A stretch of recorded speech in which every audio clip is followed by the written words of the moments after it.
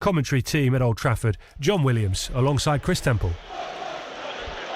Thank you, Jordan. It is an absolutely horrible day here in Manchester. The rain is absolutely teeming down. Those in the front few rows are getting absolutely soaked. But luckily, the Cherry supporters are tucked away at the back of the lower tier as we sit here at Old Trafford. There's been quite a good sing-off in these last few minutes or so between those travelling Cherry supporters and some of the Manchester United ultra singing section, if you like, who are strategically positioned just the other side of the green barrier from the Cherries travelling supporters, almost to try and drown them out as the two teams wait in the tunnel here at Old Trafford. And many of those Bournemouth travelling supporters, I reckon, set out this morning or last night, whenever they made the trip up here to the northwest or down or across or wherever they've come from, with a little bit more hope than they might have previously had, given the recent performances and run. And yes, Manchester United are coming off the back of an excellent performance here, and expected goals of over 4, 28 shots in beating Chelsea by 2-1 on Wednesday night, which has just steadied the ship after a few negative headlines here.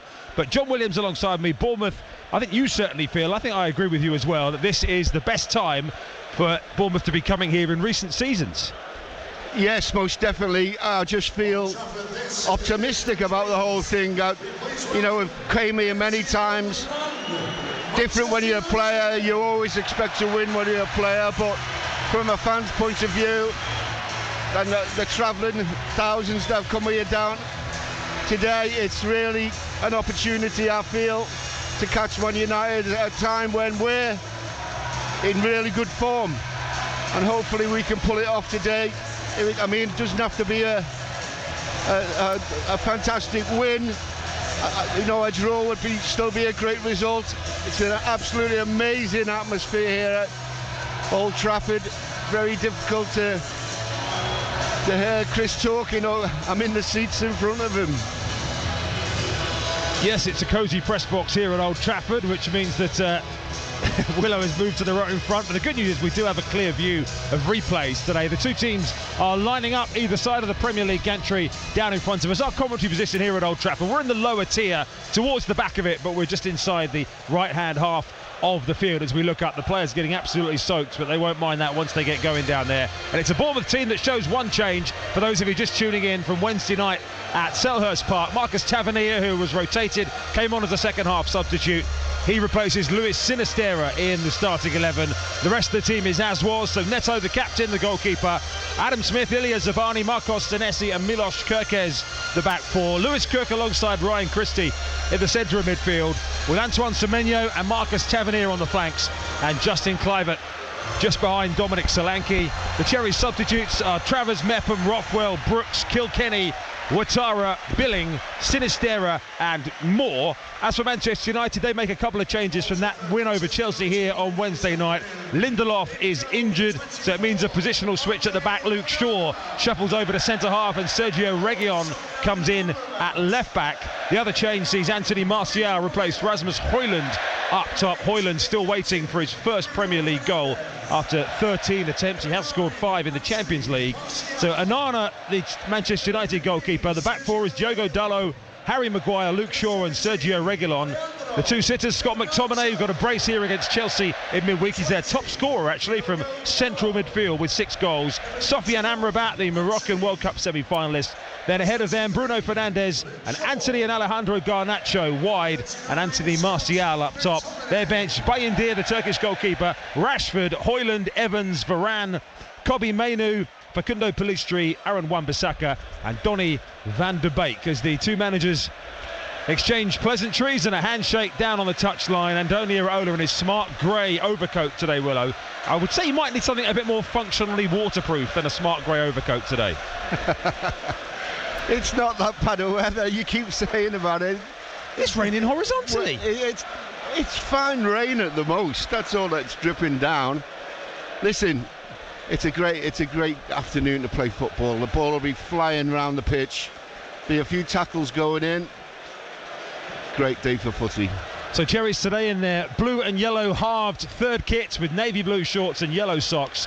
Manchester United, of course, red shirts, white shorts and black socks. Our referee today is Peter Banks, who's got a blue shirt on with black shorts and socks. Are we going to have the famous start again? I believe we might do. Let's have a look. There's nobody obviously there to flick it back to at the moment. That's the only thing I would say, unless he's going to knock it to Lewis Cook. I was actually just talking to Simon Francis, the Cherries assistant technical director, about that kickoff. It is something apparently he's done at Rayo Vallecano before, and it is just designed to cause a bit of defensive chaos if you can land it.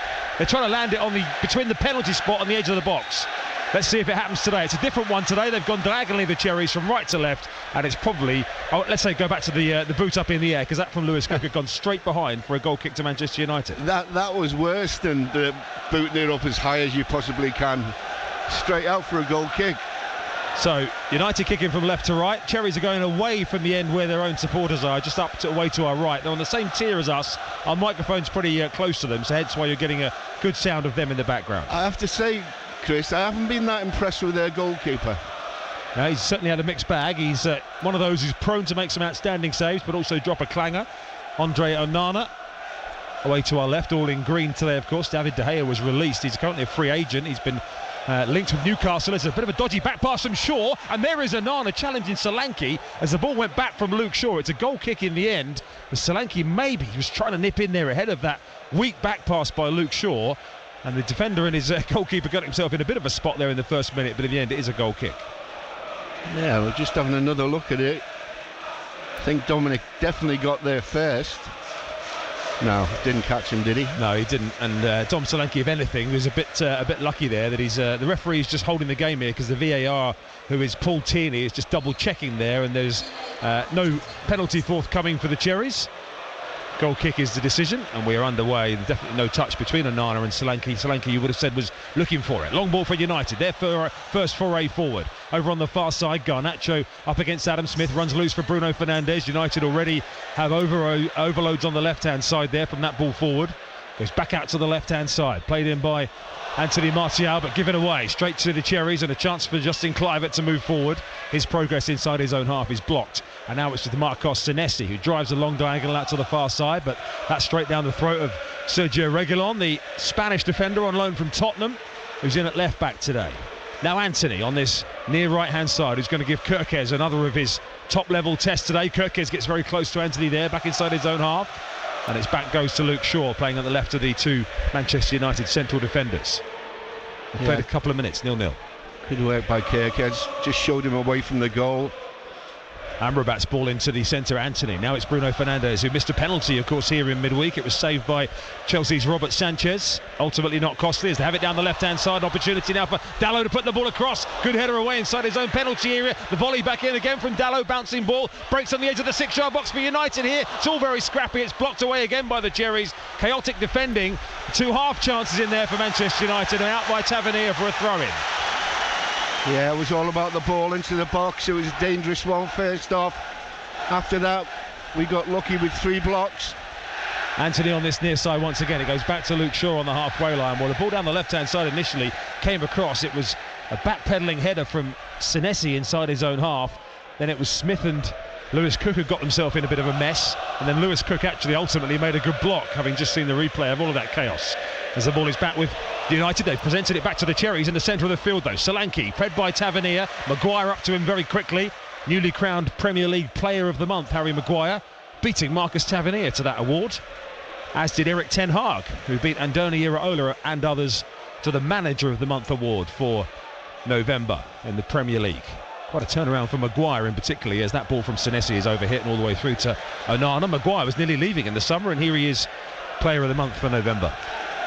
Yeah, you know, you hear things round the rumour mill, and he's supposed to be a smashing lad. No matter what happens, he just gets on, gets his work done. Onana pressured by Solanke as Manchester United take the short goal kick out, and they've worked it out nicely up towards the halfway line here. Good run being made by Shaw, who's challenged from behind. Referee says legally there by Kluivert, as Shaw made the run forward from centre half. And now Semenyo, wide on the right-hand side for the Cherries. Tackling back and hassling him is Bruno Fernandes, as Semenyo tries to go around the outside, but Fernandes is back there. Then a little flick, that's nice from Bruno Fernandes on his own byline to feed Reguilon. And United eventually will clear as Fernandes knocks it forward to McTominay. Well read by Lewis Cook though, down the right side of the penalty. No ball into Solanke, and Bournemouth have stolen in front! Lewis Cook stole the ball, drove it across, and Solanke stroked it in. And the Cherries' travelling supporters, who came with hope and belief today, are in raptures away to our right as Bournemouth lead at Old Trafford inside 5 minutes. Well, that's all about Cookie, that one. The form he's been showing, just decides to nick the ball in front. Thought he'd put a little bit too much on it, but he made it, chopped the ball back, and there was Dominic running across the near post. Made it look simple, it wasn't. Still had to find an angle to get it past the keeper. Great goal. Well, it was Bruno Fernandes's almost casual ball forward, Willow, that, as you say, was anticipated by Lewis Cook, who nipped in ahead of McTominay. Lewis Cook deserves full credit there, but Solanke with a beautiful finish with the inside of his right foot across Onana. And that's the confidence that Solanke's playing with, Willow. He's finishing all of those at the minute. Yeah, absolutely, yeah. It was and he makes it look easy, but I can assure you it's not. He had to cushion that ball into the bottom right-hand corner of the net, done beautifully. What a start for the Cherries at Old Trafford. And what a way to just knock United back a peg or two. It came from the high press, it came from Lewis Cook reading the situation. It came, I think, from a bit of United complacency as well. Bruno Fernandes was very sort of lackadaisical, wasn't he, with his little clipped ball over the top from McTominay, who clearly didn't get any kind of shout that Lewis Cook was bearing down on him, as it's cleared away by Neto up over the halfway line. So Cherries in front, as they have been in all of their recent games, and Dominic Solanke now has 9 Premier League goals for the 9 goals in all competitions for the season. That's his first ever goal against Manchester United. The ball on this near side with Darlow. Yeah, they're just trying to have some possession, Manchester United. Don't know what's hit them at the moment. You can hear the Cherries fans away to our right. They've been enjoying these first few minutes, no doubt about it. Definitely, yeah. Cherries have got 1 point here. They've visited 10 previous times in all competitions, including the John Williams visit of 1989 when they lost by a goal to 0. Check out my social media for an entertaining reference to John Williams as all arms and legs in the Manchester United programme today, which is one Willow's never going to shake off now.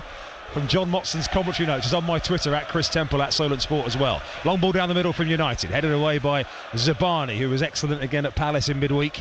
Now over on that left-hand side, played by Reguilon. Little 1-2, 25 yards out for United. It runs for Martial out towards the left-hand side. Then Reguilon's continued his run into the penalty area here. Across goes Zabani, pulled back into the box, and Senesi clears it away ahead of Anthony, and it goes behind for the first corner of the game to Manchester United. Yeah, I think they were looking for an offside there, but it hasn't come. Ball goes out for a corner. Fans try and get behind them for the first time. So across goes Sergio Reguilon to take this one for United, and it comes from the corner. There's Solanke to head it away from the 6-yard box up to halfway, where Kluivert was quicker than Bruno Fernandes, and then Bruno Fernandes recovers the situation well and played down the left-hand side for United once again. Shaw, now the cross comes deep from that far touchline, hanging in the penalty area. Maguire with a looping header, and Neto had to backpedal towards his goal line and makes an excellent palm over the bar there. As the keeper was coming out, he had to suddenly put in the reverse gear to tip away Maguire's header. Yeah, that's something they're going to have to look after. You know, they put the ball straight back in the box. Maguire pulls off. There's a bit of a mismatch in headers on the far post. It was Kirkes, wasn't it, as the corner comes in, and this time Senesi has to head it away from underneath the bar. Nodded clear by the Cherries to the edge of the penalty area. Back in from Bruno Fernandes out to this right-hand side. This time it's Christie who gets a header on it. And it's run out to this near touchline where Christie and Anthony have a bit of a coming together. It's just going to be a throw into United. As Anthony sits down, almost complaining with his arms outstretched there that he only gets a throw in. And it goes back to Shaw on the halfway line. Now Maguire out on this near side, the Manchester United right. If you're joining us late, we've played 8.5 minutes, and it's already Bournemouth leading by a goal to 0 through Dominic Solanke, capitalising on a mistake by Bruno Fernandes. Excellent build-up play from Lewis Cook. Here's Martial for United. Fernandes edge of the penalty area. Little 1-2 round the outside. The left side is causing Bournemouth a problem at the moment as it comes back into the penalty area. Miscontrolled by Diogo Dalot, who was in there. And back it goes to Maguire on halfway. Lofted forward down the left-hand side once again. Cushion back inside the penalty area for Manchester United here. A couple of twists and turns on that far side from Garnacho. Back out to Amrabat, who spreads it to the wide right-hand side. Opportunity for Fernandes to put a ball in. Still has it just outside the left corner of the area. Luke Shaw again joining the attack from centre-back. Whips a ball into the 6-yard box. Well claimed by the Cherries goalkeeper Neto. Yeah, quite an easy one really. Just had to be careful it didn't spill. Left-hand side proving to be United's favourite side of the pitch at the moment. I'm slightly nervous here, Willow, because my pen has fallen down next to you in front of us. Willow sat in front of me here. They have this sort of wobbly, narrow desks here that things fall off very easily. Sure. My bag's in front of me, my pencil case is in the bag, the pen has fallen onto the floor in front of John Williams, so let's hope nothing happens in the next 2 minutes that I need to write down, as John Williams produces from his own satchel of information 3 pens, right on cue. Thank you very much, Willow. I take it back that you are a stationary antique, let's put it that way. Whether the black biro he's given me with no lid on works will remain to be seen. It's up towards the halfway line, and Bournemouth leading by a goal to nil. United in possession. Floodlights shining down. Grey, darkening skies above us. Rain teeming down still as Cherries again are stronger on the halfway line. Referee Banks was happy with Lewis Cook's challenge. And unfortunately, just a couple of balls have gone astray at the moment, having won it back. And that one over there from Ryan Christie goes straight out of play for a United throw. Yeah, just a case of getting hold of it at the moment. United having 1 and 2 little flurries. Cherries didn't score in either game against United last year. Lost 3-0 here at the turn of the year and lost 1-0 at home towards the end of the season. Casemiro scored in both of those, but he's currently injured, sidelined. Shaw and Rashford scored the other 2 goals here. Luke Shaw on the field, Marcus Rashford on the bench for United. One change for the Cherries again for the benefit of those latecomers on BBC Radio Solent and BBC Sounds. Tavernier back in for Sinistera, and at lunchtime it finished Crystal Palace 1, Liverpool 2 at Selhurst Park. Among the things happened in that game, Roy Hodgson got a yellow card up to the halfway line. Diogo Dalot for United over the halfway line. Infield it goes to McTominay, in form in front of goal, threads it through to Martial, looked offside but play continues. Kirkes and Senesi between them, out muscle and out hustle Martial there. Solanke working back inside his own half. He was clipped by the challenge of Anthony, and Bournemouth have a free kick 25 yards from their own goal. Yeah, done well there, Dominic. Just held the ball up long enough for the foul to be committed. But the Cherries did win their very first Premier League game against Manchester United back in December 2015. Joshua King, the scorer. Since then, 1 win, 1 draw and 9 defeats home and away in the Premier League to Manchester United, as Garnacho has it over on the left-hand side. United have it in the left-back position at the moment as they shoot from left to right in their red, white and black. 75,000 full house, as it always is here at Old Trafford. Lots of tourist tickets, as there always are as well. It is a real experience coming here. It's one of those grounds, isn't it, where just as you approach it, if you've ever been here, has a real aura about it. John Williams prefers the Theatre of Dean, don't you, to the Theatre of Dreams, as it goes back to Onana away to our left. Yes, of course I do. Onana has it out towards the left-hand side, up to the halfway line, where Martial comes together with Zabani, and Martial does well. Suspicion of offside again over on that far side, but play continues. Garnacho off the right-hand side, McTominay joining in, 20 yards from goal. Shot was very quickly closed down by Senesi, and that will be a corner on this right-hand side to Manchester United. Well, he's asking for an offside decision there, Tav. There's been 1 or 2, haven't there, that have looked close where the flag hasn't happened. The ball is on this right-hand side with Bruno Fernandes from the set piece for the home side. Bournemouth leading here by a goal to nil. 13 minutes in. Dominic Solanke the scorer. In from Bruno Fernandes towards Maguire around the penalty spot. Beaten by Zabani. Headed away by the Cherries and Clivert up towards the halfway line.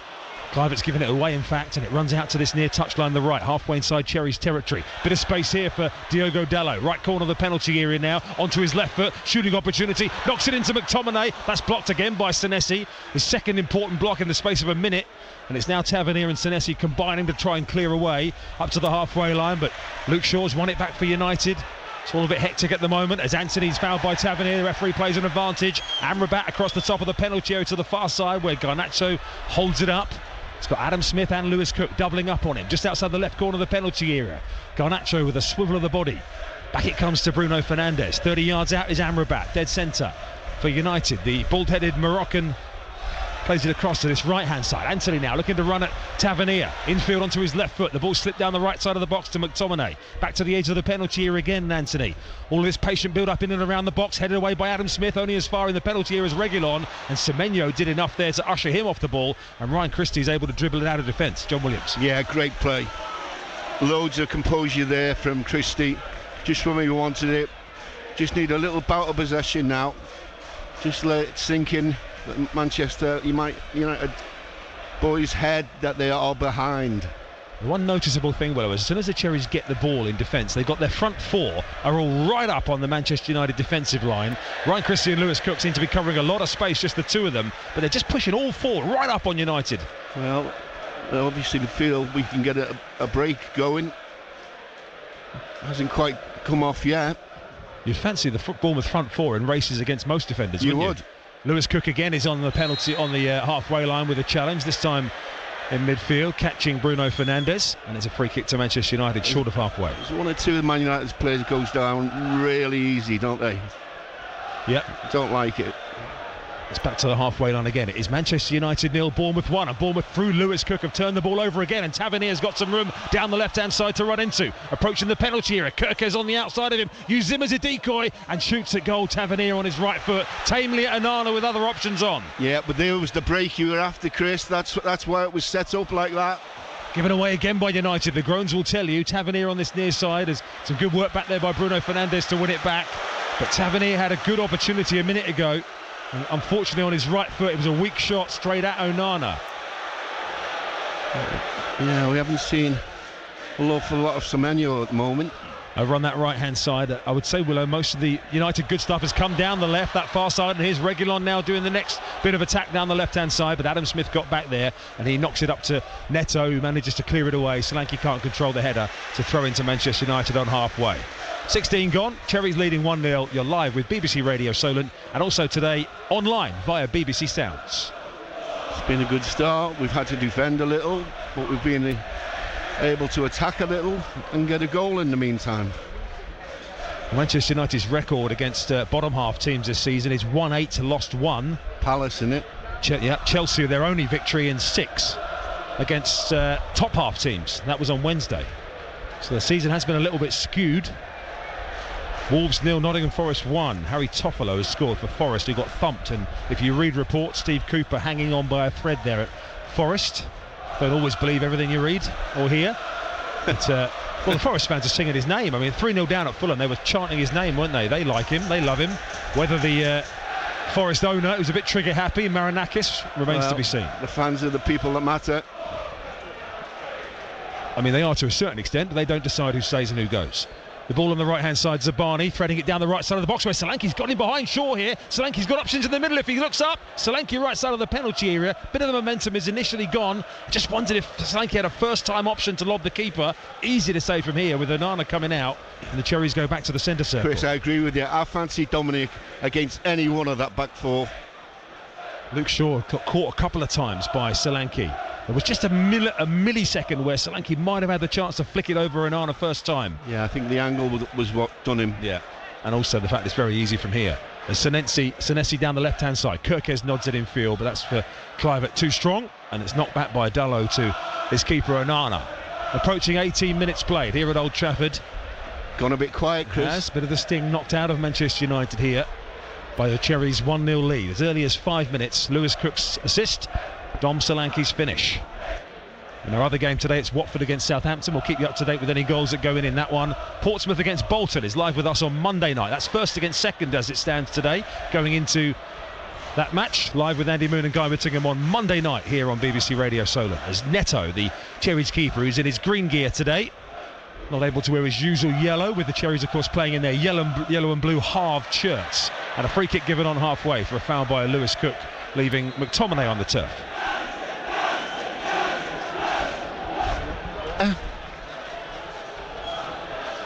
Ball is back with the left of the centre circle for United, and you're right, Willow, it's just a bit of a hubbub around the ground, isn't there? The United singing section to our right are doing their bit, but everybody else at the moment is, again, we've fallen into the category of maybe just expecting Bournemouth to roll over here and lose 3 or 4-0.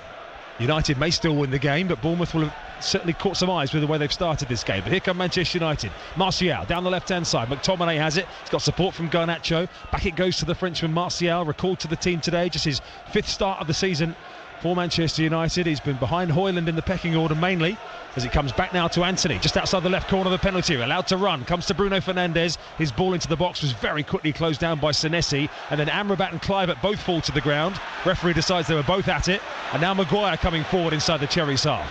Little ball to this right-hand side via Anthony to find Dalot. Back it goes to Bruno Fernandes again. Now Darlow. Cherries have 4 yellow and blue shirts out there, shielding the ball into the penalty area. Harry Maguire's popped up at right wing at the moment. Tries to play a little 1-2. Now back to Fernandez and Amrabat in the centre of the Cherries half of the field. Cherries, though, are working hard, Willow, and no way through at the minute. There's no way through. Listen, if they get this wrong, we've got a break on. Christie pressing Bruno Fernandes. Ooh. Back it goes to Shaw inside his own half. Oh, we had a 2 against 1 at the back. If that would have broken down. McTominay just short of halfway. Bournemouth fans making the noise to our right here in the lower tier. Cherries 1 up as we hit 20 minutes played here in the northwest. The rain has just abated slightly as Anthony tries to play one through. It takes a deflection. It might run for Martial on this near right hand side. Senesi sticking tight just outside the left edge of the penalty area from Bournemouth's perspective. Anthony then plays one in to Bruno Fernandes, who's made the run, checks back under the attentions of Christie. Fernandes to the top of the box, Martial with a heavy touch when there was an opportunity there, and Lewis Cook was in to break it up and clear. Yeah, good work by Lewis, just on the edge of the area there. Throw and taken quickly by United. Lewis Cook has had an outstanding start to this game, he really has. 20 minutes in as Anthony's ball forward is way overhit and all the way through for a Bournemouth goal kick. Yeah, and there's the opportunity our fans should take just to get behind the team as they are doing. They haven't stopped singing yet, and rightly so. I don't see a lot of Tommy Elphick out there on the edge of the technical area, but just taking his opportunity there to come out and pass us some messages on to Marcus Tavernier on this left-hand side, Tommy. So just seeing a replay of the goal which epitomises Lewis Cook's start to this game. Lovely find by Senesi down the left-hand side to set Kirkes away, and he wins a throw-in off Darlow. Just over the halfway line on the Cherries left. Again, and another, if he could have just got a good touch, Kirky out of his feet, he was away down the left. It's a throw-in taken by Kirkes to find Tavernier outside the left corner of the penalty area. 3 red shirts were immediately around him. Cherries try not to give away a free kick as United break out with McTominay and now Fernandes. And through the centre circle once again, joining in from the back was Reguilon, but across comes Zabani in the centre circle to halt that attack, and the Cherries turning it around and moving down the left-hand side. 5-on-5 here. Tavernier, 35 yards from goal, into Semenyo. He's had a quiet start to the game. He runs into Maguire. Referee's happy with the challenge, and now Bournemouth, having committed 5 upfield, have got to get back. Solanke's the one pressuring Anthony, but the United fans are hollering, Willow, because there was no options at all there for Anthony. No, he had 1 up front, and we had 4 to look after him. It has been an up and down season here, no doubt about it. All of the nonsense in the media about dressing room leaks and player unrest and all that other kind of stuff really hasn't helped here. They have managed to get performances moving roughly in the right direction in recent times, as Zabani's clearance there is charged down by Martial, but Neto, very alert to the situation, comes sliding out the right edge of his penalty area to save the day. Excellent work by Neto. I don't know why it didn't go back to him in the first place, to be quite honest. I've liked Neto in recent weeks, Willow. Yeah, look, listen, he's made some great saves. It just takes a little risk now and again. Yeah, I think we've seen that less, haven't we? I don't know if it's a concerted effort or just the way the games have panned out, but I think we've seen less risks from Neto, and I think he's commanded his box a bit better. He's made some good saves. Just as I say that, Martial is sneaking up in front of Neto. Get rid of it, Neto, which he does to Zabani down the right-hand side. Cherries leading 1-0. We've played nearly 23 minutes. Bournemouth progressing forward over on that right-hand side. Semenyo gets away from the challenge of Reguilon. Semenyo to the edge of the penalty, going like we know Semenyo can, and now drives it across to the left to Kirkes, just inside the penalty here. Kirkes teases one in. That's a great save from Onana from the header. The flag is up. The flag is up on the far side. The header came in from Solanke. Initially, Onana palmed it away. The rebound in the net from Tavernier, but the flag was long since up. Yeah, great work. Oh, just having another look. Will, of course, look at this. The ball did end up in the net. The whistle hadn't gone, so let's have a look as Kirkes' ball in. Initially, Solanke is offside, Point blank header saved by Onana. Tavernier, I think, was probably offside as well, actually, Willow, so take your pick, because they both had an impact in the effort, but again, promising stuff, Willow, to force that chance. Well, they're queuing up to put it in the net. Okay, just a little bit too far advanced. It came from Semenyo, who won it back on that far side. Bournemouth leading 1-0. John Williams is the voice alongside me. Star of the Cherries 1989 FA Cup match here, as Zabani again is across on this near side, has slided away from Anthony, and a Manchester United throw down underneath us on their right-hand side, the near side. Some supporters getting really frustrated by us here. United now have it with Darlow off the right-hand side. There's options to the left, which is Garnacho if he can find him, up against Adam Smith. Reguilon trying to join in. Now it is with Reguilon down the left-hand side. It's crossing towards Martial. There's Senesi, who's another one I think has started this game very well, with 2 or 3 important blocks. Hammered long by Semenyo down the field for Solanke to chase, but that one will bounce all the way through in the end with a bit of a gust of wind behind it to Onana. I've seen Semenyo do that a couple of times. I've never seen anyone kick the ball as far as him. It's full on, you know the old John Smith's Peter Kay advert, Willow? It's full on Abbott, isn't it? It is absolutely enormous. Yeah. It's good variation to have. I mean, it's not like they do it all the time. It's just the occasional outball, isn't it? Just to go very, very long. Yeah, listen, whatever it takes. Bournemouth leading by a goal to nil. We've played exactly 25 minutes. No goals between Watford and Southampton. Just the only goal in the 3 o'clock matches. Wolves 0, Forest 1.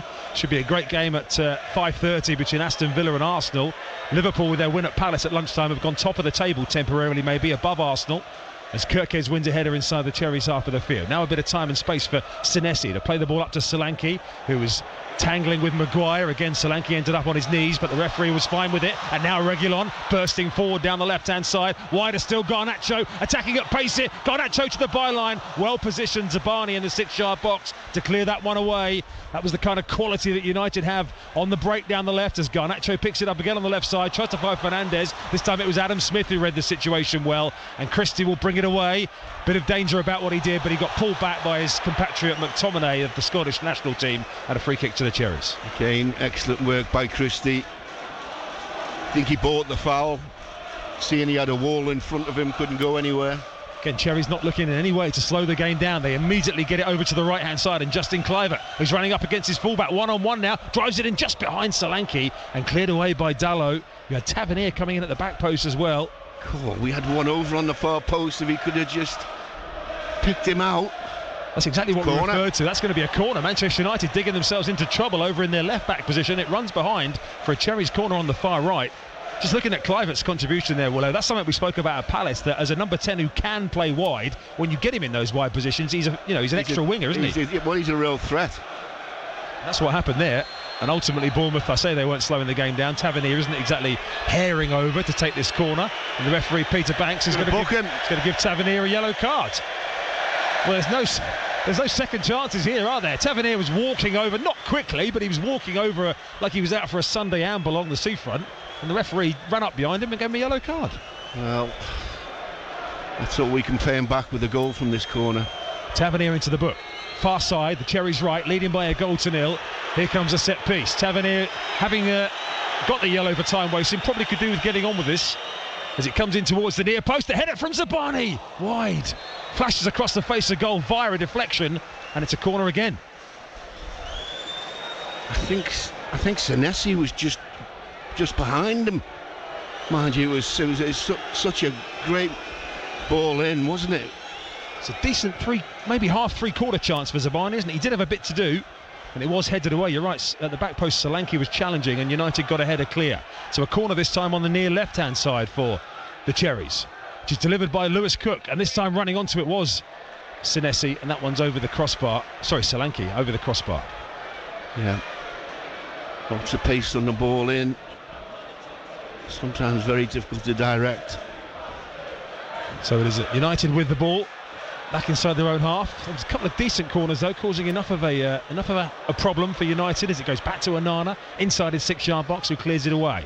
Manchester United 0, Bournemouth 1 on BBC Radio Solent and BBC Sound. Semenyo wins it back for the Cherries, having a good battle with Reguilon on the far side, but again the assistant referee over there is waving his flag, and I think Andoni Irola's getting a bit frustrated with some of the decisions going against Bournemouth's physical approach. Yeah, that one didn't look too much in it. Semenyo having words with the referee about it. There's only about 2 yards of technical area that's on flat ground for Andoni Irola. The ground then banks off at almost 45 degrees, AstroTurf, back down towards the dugouts. The will ooze there because Amrabat's ball across the back line was nearly picked off by Solanke. Now Zabani having to get back there on the edge of his area as Fernandes slid in, and the Cherries again marshaled the situation pretty well, and Neto, the goalkeeper, clears it away up to halfway. Maguire beats Solanke in the air. That will be a Bournemouth throw-in inside their own half. And just had to be careful there with that ball through to Fernandes, but I think Zabani had it under control, Willow. Yeah, I think so. I think they cover one another quite well. I think there's been a couple of times, not particularly in this game, where you know, one has dropped a bit of a clang and the other one's helped him out. But that's what it's all about. All over the pitch, help your mates. Kirkes down this near left-hand side with a throw-in, but it's lost by the Cherries, and now Reguilon through halfway, and now Kluivert's pulled back Reguilon, and there's a question there. The referee's bringing out a yellow card actually for Reguilon for suggesting that Kluivert should have been booked, Willow. The imaginary yellow card from Reguilon has got him booked. Well, Peter Banks, the referee, is not taking any nonsense today. He's not taking any nonsense. Oh, dear me. You don't mind it, but he's got to be consistent with it, isn't he? Yeah, well, he's got a couple in his bag already. I thought it was quite a light touch from Kluivert, who himself was appealing for the yellow card for Reguilon, showing the imaginary yellow card, which he did get. So one each in the book, Tavernier and Reguilon. Half an hour gone, 1-0 Bournemouth through Solanke. Far left-hand side, Manchester United have it with Luke Shaw, who'll give England a boost back into the international fray when the internationals resume in March, after left-back's been a bit of a problem in the last few internationals, with the likes of Tomori and Trippier being tried there. Of course, Chilwell has been injured as well, but Luke Shaw will be the first choice left-back now that he's back fit, I'm sure, when we get to Brazil and Belgium for England in March, building up to the Euros, as United have no way forward and have to go back almost to the edge of their own penalty area with Harry Maguire. Yeah, he just sense a little bit of frustration from the crowd again. Shaw over on that left-hand side, forward towards Martial, but again it's easy for Zabani to handle. And it's back to Neto, away to our right. As a long procession of stewards with luminous yellow jackets, probably about 30 of them, all process in a line around behind Neto's goal. At the other end, it's Kirkes battling with McTominay. McTominay does well there under pressure. Ball running loose in midfield. There's Lewis Cook to win it back again. And now it's an opportunity for Kluivert, who squeezes it through, looking for the run of Tavernier. Back to Kluivert again, edge of the box. Excellent tackle by the Premier League Player of the Month, Harry Maguire, because that was danger for the Cherries. And there's danger now, or danger for United, I should say. Possible danger for the Cherries, as Bruno Fernandes goes down off the ball. I didn't see what happened there, but Anthony's got away down the right-hand side. Kirkes with him. Tavernier as well. Anthony goes in between the two, throws himself to the ground. Old Trafford almost rise as one man and woman to signal they wanted a free kick, which they didn't get. No, I don't think it was a free kick. I think the referee got it right. Out to the right-hand side. Bournemouth immediately switching the point of attack now. Semenyo, 35 yards out, coming across the field. Oh, Semenyo's ball out to the left. To be fair to Tavernier, who didn't make the run for that ball there, he'd been at both ends of the field there, Tavernier. He covered loads of ground. Yeah, it's not only that, he's marking somebody just in case. Just bad communication there. Referee Banks is just talking to Bruno Fernandes there as the United captain about why they didn't get the decision a moment ago. Eric Ten Hag is talking to the fourth official Paul Tierney about the same thing. The fourth official's Anthony Taylor down on the touchline. VAR is Paul Tierney. 1-0 Manchester United trailing Bournemouth here. Dominic Solanke the scorer after 5 minutes from Lewis Cook's cross, and United have lost it again, and Antonio Oluwilo is waving at the Cherries to calm things down here. Just a bit of a possession I think he wants. Comes and puts his left arm around the shoulder of the very broad shoulders of Tommy Elphick, his first team coach, as Wolves level against Nottingham Forest through Mateus Cunha at Molineux for Gary O'Neill's side. Cherries concede possession over on the far side for a United throw-in, just short of the halfway line. 8 out of Manchester United's 9 Premier League wins this season have been by a single goal. Only one of Bournemouth's losses of 7 has been by a single goal. So United don't do things comfortably. Here they come down the left-hand side with Garnacho, left corner of the penalty area, looking to go around the outside of Smith. The ball in's cleared by Senesi for the Cherries. Runs out to the far side where it's picked up by the white-booted Sergio Reguilon. United, I think, are keen to keep beyond January. They've only got him on a half-season loan at the moment from Ange Postecoglou's Spurs. And the ball goes back to the halfway line again, and Luke Shaw, who plays with his socks almost rolled halfway down his shin pads, and he's got it left of centre now, the former Southampton man. Maguire across to this near side, and Solanke again working hard to close the space down on the United defender. Bournemouth quickly closing the space down in the United half of the field, but at the same time wary not to get sucked into the trap that United want them to get sucked into. And here comes Reguilon charging through the middle. He's got a run made by Bruno Fernandes. Senesi again, absolutely brilliant anticipation to get a foot in, and saw what was coming and turned it around, and now Bournemouth are on the attack. Semenyo to the far side of the right, and Tavernier just outside the right corner of the penalty area. McTominay closing him down. Tavernier keeps it alive. He's going to shoot Marcus Tavernier, and that is in about row 20 behind the Nana's goal.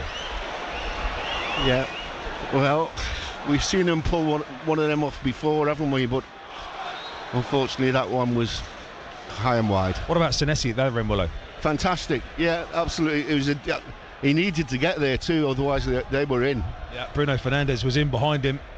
He got stuck almost in having to make the decision: do I go to the man with the ball? Do I stand off and let somebody else catch up? And in the end, he made it absolutely right. He almost gave himself a shout and a fist pump after making that intervention. Here's Christie in the centre of the midfield for Bournemouth, with just over 10 minutes remaining until half-time on BBC Radio Solent and BBC Sounds. And it's still United 0, Cherries 1.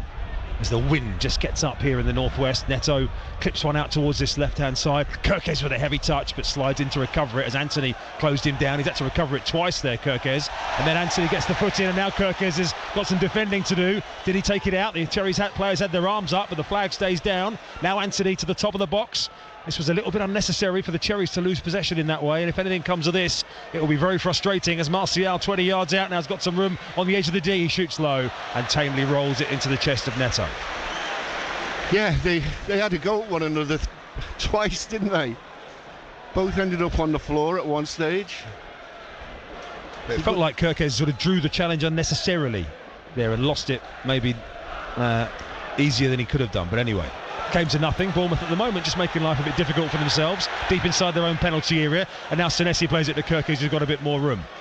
Christie just outside the penalty area for the Cherries. Andoni Iraola is almost out of his technical area on the right hand side, pointing for Kirkes to play it up to Solanke, who's buffeted by Shaw, but Solanke with some great hold up play there, and he wins the free kick. That's excellent from Dom Solanke. One of the parts of his game I guess he's not normally associated with his hold up play, but that was superb. He's got better this season, especially. He looks more of a man when he's holding the ball up to me now. If you think of the two parts of his game that he probably needed to improve, one was his hold-up play, one's his goals return. Both of those really have taken a turn for the positive this season. Yeah. Well, you add that to the work he puts into the game. He had that anyway, didn't he? But yeah. Yeah, right. He's so unselfish. So it's a free kick to Bournemouth here, 10 yards over the halfway line. Lewis Cook and Tavernier both standing over it. They have sent Zabani and Senesi forward for this one, the Cherries. Couple of fake run-ups, then Lewis Cook eventually delivers a swirling ball into the penalty spot, causing problems for United, and Onana, from his own defender, I think, had to backpedal right on the line and catch it under pressure from Semenyo. And now United coming out down the left-hand side, but Reguilon, as he plays it forward, finds Garnacho. Smith is there making life difficult again, and United have it inside their own half, or they might have given it away. No, Dalot was quick enough ahead of Solanke. Dangerous ball in from Lewis Cook a minute ago, Willow. Yeah, it was. I thought it was a real threat, that one. I think set-piece delivery's improved as well this season, Willow. Remember how many times we've talked about first men at corners and poor deliveries? I think Tavernier and Lewis Cook and others, Ryan Christie at times. It works both ways, with the taker and the ones who've got to get on the end of it. Here come Manchester United on the attack, trailing Bournemouth by a goal to nil. It's Garnacho down the left-hand side, tries to cannon it against Smith, but it runs for Ryan Christie in the yellow and blue of Bournemouth on the edge of the penalty area. Now Solanke's fouled again on the edge of his own box. I think he got fouled twice there, and he had his heels clipped. And Andoni Iraola, while one or two of his players were looking for the quick restart, Iraola again has the flat hands out, Willow, saying calm down everybody. Yeah, I'm just wondering if there's some totting up going on in the referee's head with some of these fouls that have been given against us. Well, Maguire had a go at Solanke from behind, and then in came Amrabat from the left, and both of them. In the end, I think Solanke slipped as well, so the combination of all of those three things meant that Bournemouth did get a free kick inside their own half. Solanke hobbles his way gingerly back to his position at centre forward. 7 minutes till half time. Manchester United 0, Bournemouth 1. As Neto drives one diagonally out to the far side. Great leap by Semenyo out on that touchline, who easily got above Reguilon, and it goes back by Shaw to Onana, who clears it away with his left foot. Slipped as he did so, but still got good distance on it. It bounces loose inside the United half, and Adam Smith was the hungriest. Semenyo back to Zabani. Again, made himself available with a good bit of positional sense there, Ilya Zabani. Semenyo was short of options, and Neto clips it up to halfway, too high for Tavernier, and Dalot inside his own half will go back to his own goalkeeper. Yeah, just a little bit too much on that from Neto. He could have hit. It would have been a real bonus. Bournemouth defending stoutly at the moment here. Centre halves have been good, trying to close off the service from wide out, and Manchester United lost it again, and Lewis Cook's played in. Dominic Solanke into the area, across the goal, hits the post off the left hand upright from Dominic Solanke. Again it was Lewis Cook involved, threaded through Solanke. It beat Onana, but it didn't beat the post. can you get? Absolutely great strike, measured, but didn't beat the post. 6 minutes till half-time. Still Bournemouth.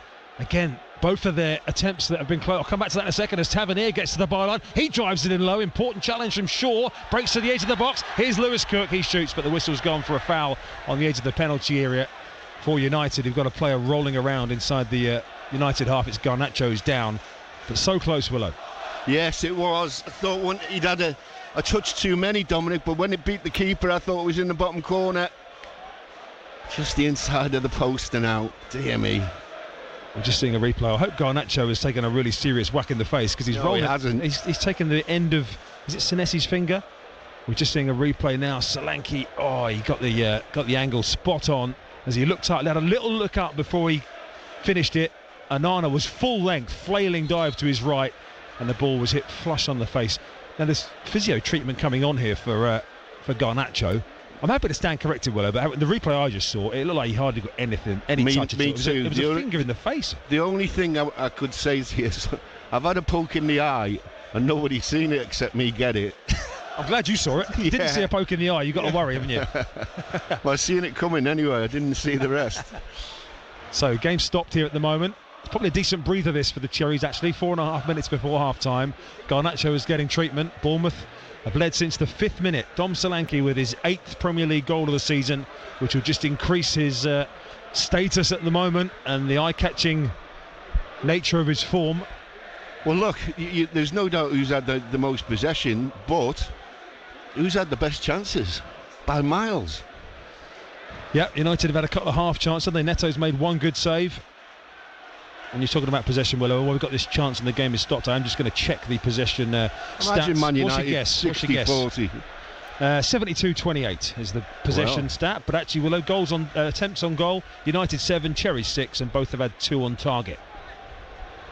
And hitting the post doesn't count as being on target either, so there's 3 on target if you include the one hitting the post.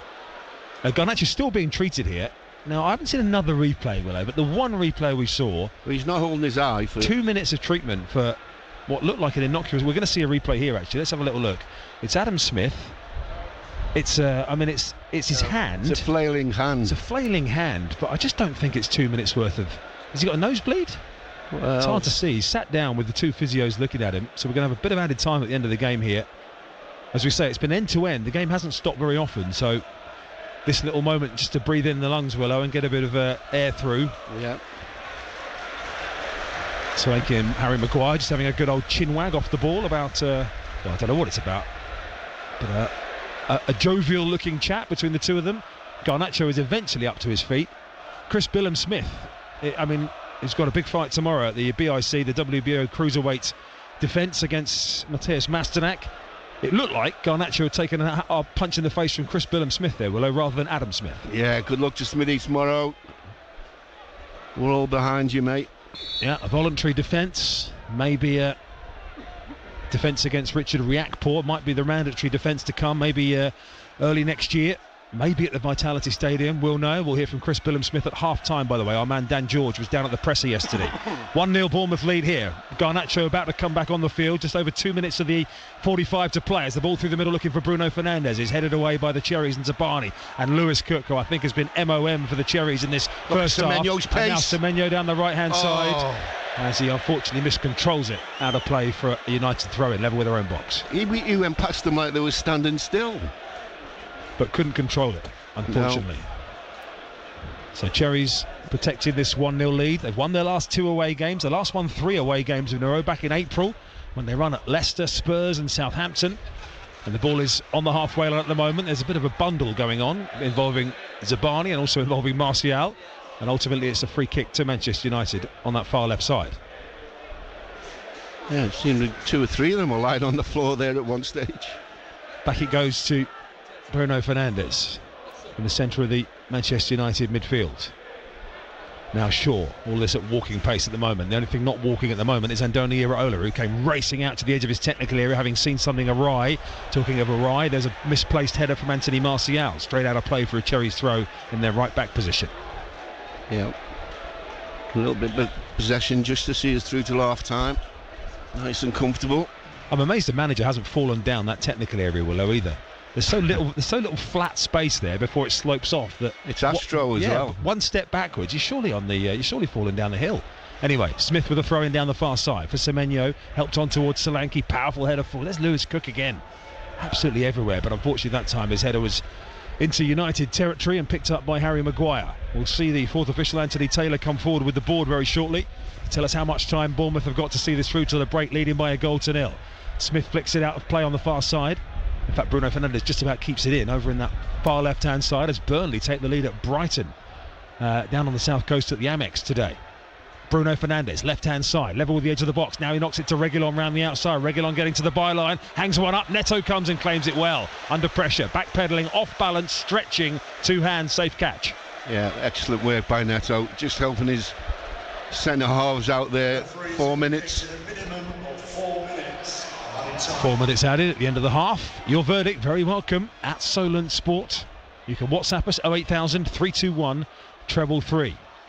As Neto volleys it long down the field, no messing around with that clearance to the Cherries keeper. Maguire and Solanke challenge for it. Lewis Cook is there to try and win it back, but it runs loose for McTominay. And now United go direct with their own ball forward, and Kirkes in a race here with Anthony. Kirkes just switches on at the right moment there because Anthony was closing faster than he realised. Just as I talk about Neto not taking many risks, he tries to go round Anthony, didn't really get the distance on the clearance, and here are United with Garnacho trying to make the Cherries pay, and there was Zabani yet again, and then Lewis Cook.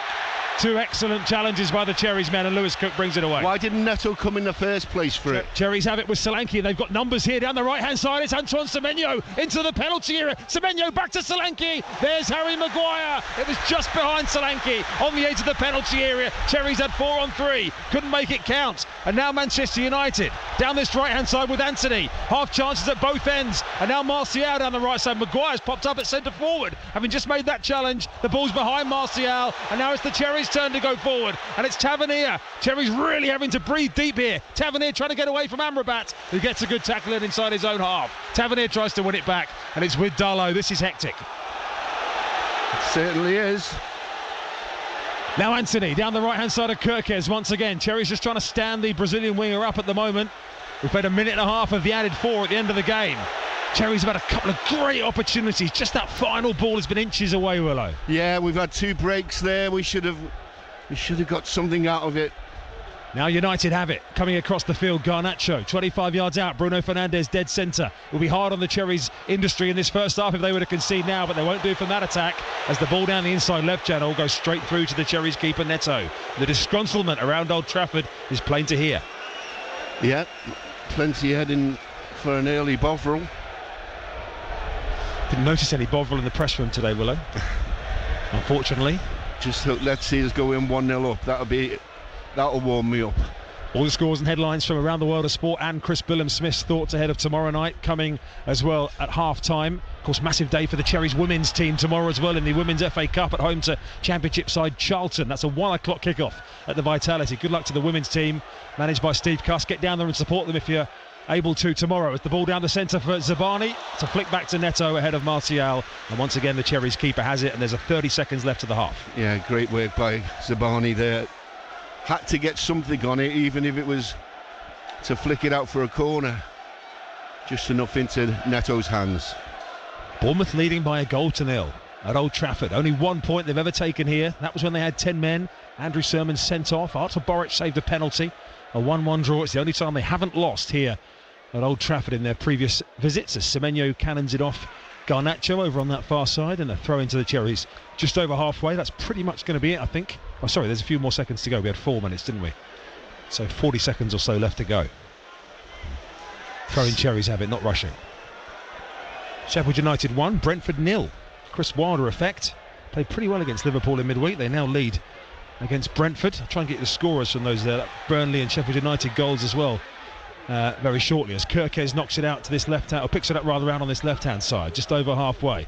Kirkes down this near side looking for Kluivert, who runs into Anthony, and Manchester United get the throw-in decision, and Kluivert, instead of standing with his hands out, could do with getting back into position to face up, and the ball's just thrown round him in the end, and that was sloppy from Kluivert there. It could have done better, and Ryan Christie though gets a foot in the centre circle.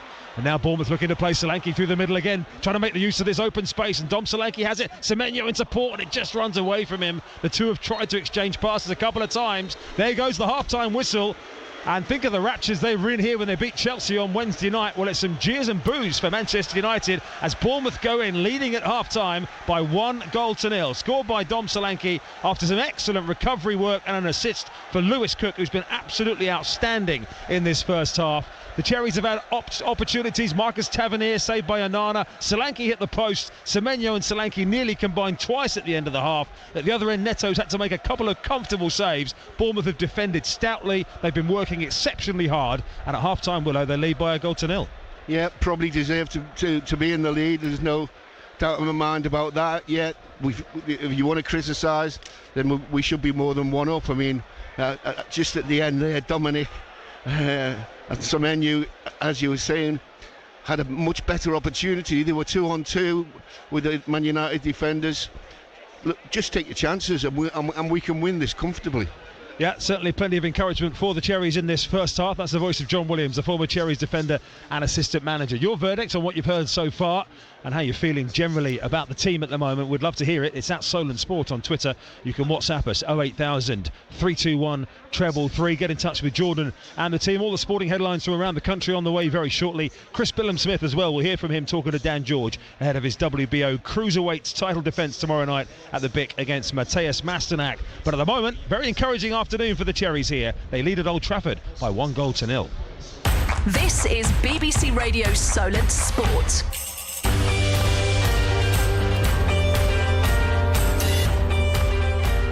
Your headlines at half-time. Let's start in the Premier League at Old Trafford. Remember, Bournemouth have never won there before, but they are in front at the break. Forward to McTominay, well read by Lewis Cook though, down the right side of the penalty. Low ball into Solanke, and Bournemouth have stolen in front! Lewis Cook stole the ball, drove it across, and Solanke stroked it in. And the Cherries' travelling supporters who came with hope and belief today are in raptures away to our right as Bournemouth lead at Old Trafford inside 5 minutes. 9th of the season for Dominic Solanke, and he nearly had his 10th. Service from wide out, and Manchester United lost it again, and Lewis Cook's played in. Dominic Solanke into the area, across the goal, hits the post, off the left-hand upright from Dominic Solanke. Again, it was Lewis Cook involved, threaded through Solanke. It beat Onana, but it didn't beat the post. Not for the first time this season, Bournemouth in front, and you could say should be more than a goal up. A big second half for the Cherries to come up at Old Trafford. You'll hear it live with Chris Temple and John Williams. Your thoughts at half-time, please, Cherries fans. Are you going to hold on for the 3 points? And what about that performance from Lewis Cook so far in the middle of midfield? At Solent Sport on Twitter, 08000 321 333 on WhatsApp. Make Solent the first word, 81333 on the text. Start your messages with the word Solent on the text messages as well, please. And Saints fans, let's hear from you as well. A goalless first half away at Watford. What have you made of the performance so far from Russell Martin's side? Would you tweak anything at half-time? We'll read the best of your messages out. Let's find out what's been happening in the FA Trophy today as well. Third round, Eastleigh against Aldershot, our featured commentary game. The Spitfires going well at half-time. And here down the right-hand side comes Baldwin, captain for today, into the middle for Jaden Harris. Take a shot, he does it. The keeper spilled it, it's gone in! He tried his luck from the edge of the area and somehow Van Stappershop in goal has just let it sneak past him. He got a hand to it, he's furious. Eastleigh accept the gift, Eastleigh 1, Aldershot 0. So, Eastleigh in front, not going so well for AFC Tottenham. Weymouth also in the FA Trophy, both a goal down away from home at Horsham and Hendon, respectively. The rest of the full half-time scores, on the way for you during the half-time break. And we'll hear from this man as well ahead of a huge night of boxing at the BIC tomorrow. Masternak is a very, very tough man, so to be honest, I think the ref will have to jump in, and that's how I see it going on Sunday night. Feeling confident, Chris Billam-Smith, his interview with Dan George on the way for you next. You're listening to the home of live sport across the south. BBC Radio Solent Sport. BBC Sounds has a brand new area dedicated to the south. From local stories to sport, news to stuff you've just not discovered yet. Sign in to your BBC account to access it all. You never know what you might uncover. Get more sounds from the south. Listen on BBC Sounds. Jordan Clark. BBC Radio Solent Sport. Just coming up to 5 to 4. We are with you through until 6 o'clock this evening. So once the full-time whistle goes, don't go anywhere. We're right across BBC Sounds and your smart speaker as well for a full hour of post-match reaction and debate, and of course interviews from all of our games as well in that final 60 minutes of the show. So we've done scorelines for Eastleigh, Tottenham and Weymouth at half-time. The only other game that we're keeping an eye on is in the Southern League, because most have been postponed due to waterlogged pitches this afternoon.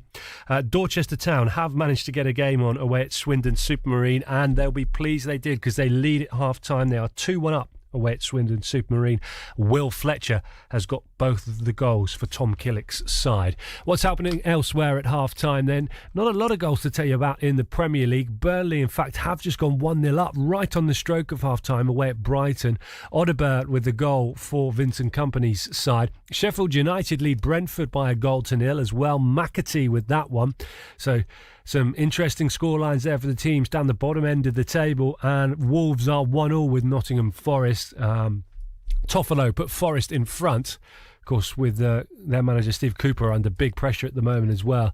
Wolves have equalised through Mateus Cunha just after the half-hour mark. The game earlier on today finished Crystal Palace 1, Liverpool 2. Palace actually went in front in the second half from the penalty spot through Mateta. They then had Jordan Ayew sent off for a second yellow card. Mo Salah scored the equaliser, which was his 200th for Liverpool. And then Elliott got the winner, Harvey Elliott, for Liverpool in the 91st minute. So that's taken them to the top of the table, with Arsenal back to second now. They play, of course, in the 5:30 kickoff away at Aston Villa. So that's second against, or third against second in the Premier League table at 5:30. Championship scorelines for you earlier on today. Leeds won 2-0 away at Blackburn. That took them 4 points clear of Saints in third place in the table. Of course, Southampton fourth. Sunderland got a big 2-1 win over West Brom in that big game at the top end of the table as well, all in amongst it in the playoff pack. That's moved Sunderland into the top six, and West Brom stay fifth on 32 points, 6 points clear of Saints in the live table as we look at it at the moment. So Saints could extend that gap even further if they were to find a winner away at Watford in the second half. Elsewhere in the Championship, Cardiff and Millwall are 0-0. Huddersfield lead Bristol City 1-0. Leicester are 1-0 up at home to Plymouth, and Ipswich are 1-0 up away at Middlesbrough. So winning scorelines for the top two so far.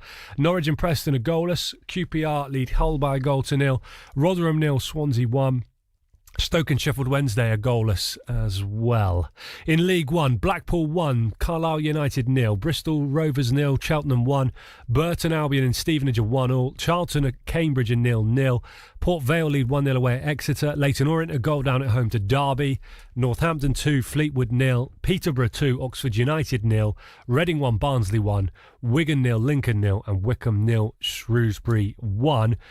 Pompey don't play until Monday night at home to Bolton. That big top of the table clash live, of course, on BBC Radio Solent.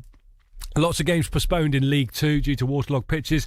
Of those that have gone ahead at half-time, it's Accrington Stanley 0, Doncaster Rovers 0, AFC Wimbledon 1, Swindon 0, Colchester 0, Crawley 1, Grimsby 2, Crewe 0, goalless between Morecambe and Stockport, Notts County are 1-0 up on Walsall, and Tranmere are 1-0 down at home to Newport. Right, let's talk boxing now then. Big night of boxing to come at the Bournemouth International Centre tomorrow night. Bournemouth's very own Chris Billam-Smith will defend his WBO Cruiserweight World title for the first time. Takes on the vastly experienced Mateus Masternak. The gentleman's labelled the fight his toughest to date. He's been speaking to Dan George about preparation, potential future fights, and of course his beloved AFC Bournemouth. The boys are flying, and it's great to see. It's always been there, I think, all season, but it just hadn't quite clicked. But I feel like the last 6 to 8 weeks it's clicked a bit more, and they're flying. It's great to see. On to boxing, you're facing Mateus Masternak. We're all here for it. We're really excited about Sunday night. How are you feeling? Because I know in the build-up to the Lawrence Okoli fight, you said you had like a cold, or like you weren't very well fight week. You feeling 100% ready to go now? Yeah, I'm much better this fight week. Thankfully, it's no illnesses. I had a sickness bug last time, and couldn't really stomach any food, couldn't keep anything down, so this time much better, and yeah, I'm going to have to be. The style of fighter that he is, superb fighter, very good all-rounder, so I have to be very good. How excited are you to be headlining a fourth fight in your hometown of Bournemouth. Does it make you feel proud to be able to do that for a fourth time? Yeah, so proud. It's obviously we brought it down here originally for the Isaac Chamberlain fight, but so Boxer and Sky Sports took a punt on us then, but the crowds turned out for me, and I'm so grateful for the fans. They've turned out for me time and time again through this town. The whole town's got behind me, the football club's got behind me, and it's just grown and grown. I'm so lucky, and it's thanks to all them that I'm able to have the fourth show now, to headline in my hometown. You're calling Matthias Masternak potentially your toughest test to date. There's also some potentially big fights on the horizon too. You told us that you signed to fight Lawrence Okoli next year. Richard Riakpor's been very public about calling you out. How important is it that you get through Sunday night and you can look forward to those fights after you've hopefully defeated Masternak? Yeah, for sure. I'm this close to the fight now. I don't really want to talk about beyond it. But yeah, I have to put in a good display Sunday, and then come Monday I can start thinking about what's next. The motivation last time was to achieve the dream to win a world title at your stadium of your football club. What's the motivation for you this time? Start cementing a legacy, and this fight is a great name to have on my record, and in the manner I plan on doing it, it'll be a huge statement, and that's what I want to do. I want to make a statement Sunday and really just start cementing a decent legacy that I can build on next year. Just a couple more. Lee Cutler's got his English title fight on the card. He's been welcomed into your training camp in the McGuigan stable under Josh Pritchard. How's he settled in, and how, from what you've seen of him in training, what do you make of his fight, and how do you think he'll get on? Yeah, he's settled in really well. I've really stuck it on him as well, and there's been no time for any excuse or anything that he moans about. I just have a go at him and say, this is it, like this is the life we live, this is the way we train, and he's just embraced it all, and he's looking phenomenal in the gym. He's improved so much, and it's a big step for him, because I know he's a home bird. He's been living with me in my place in London, so yeah, he's been good as gold throughout. He's made the weight the best he ever made it. He's the fittest and strongest he's ever been. So yeah, he's going to be flying. So I'm so excited for him on Sunday night. Brilliant stuff. And last one, the last time you fought here at the BIC, it was a really spectacular finish against Arman Jojai. Can we expect to see a finish of similar ilk on Sunday night?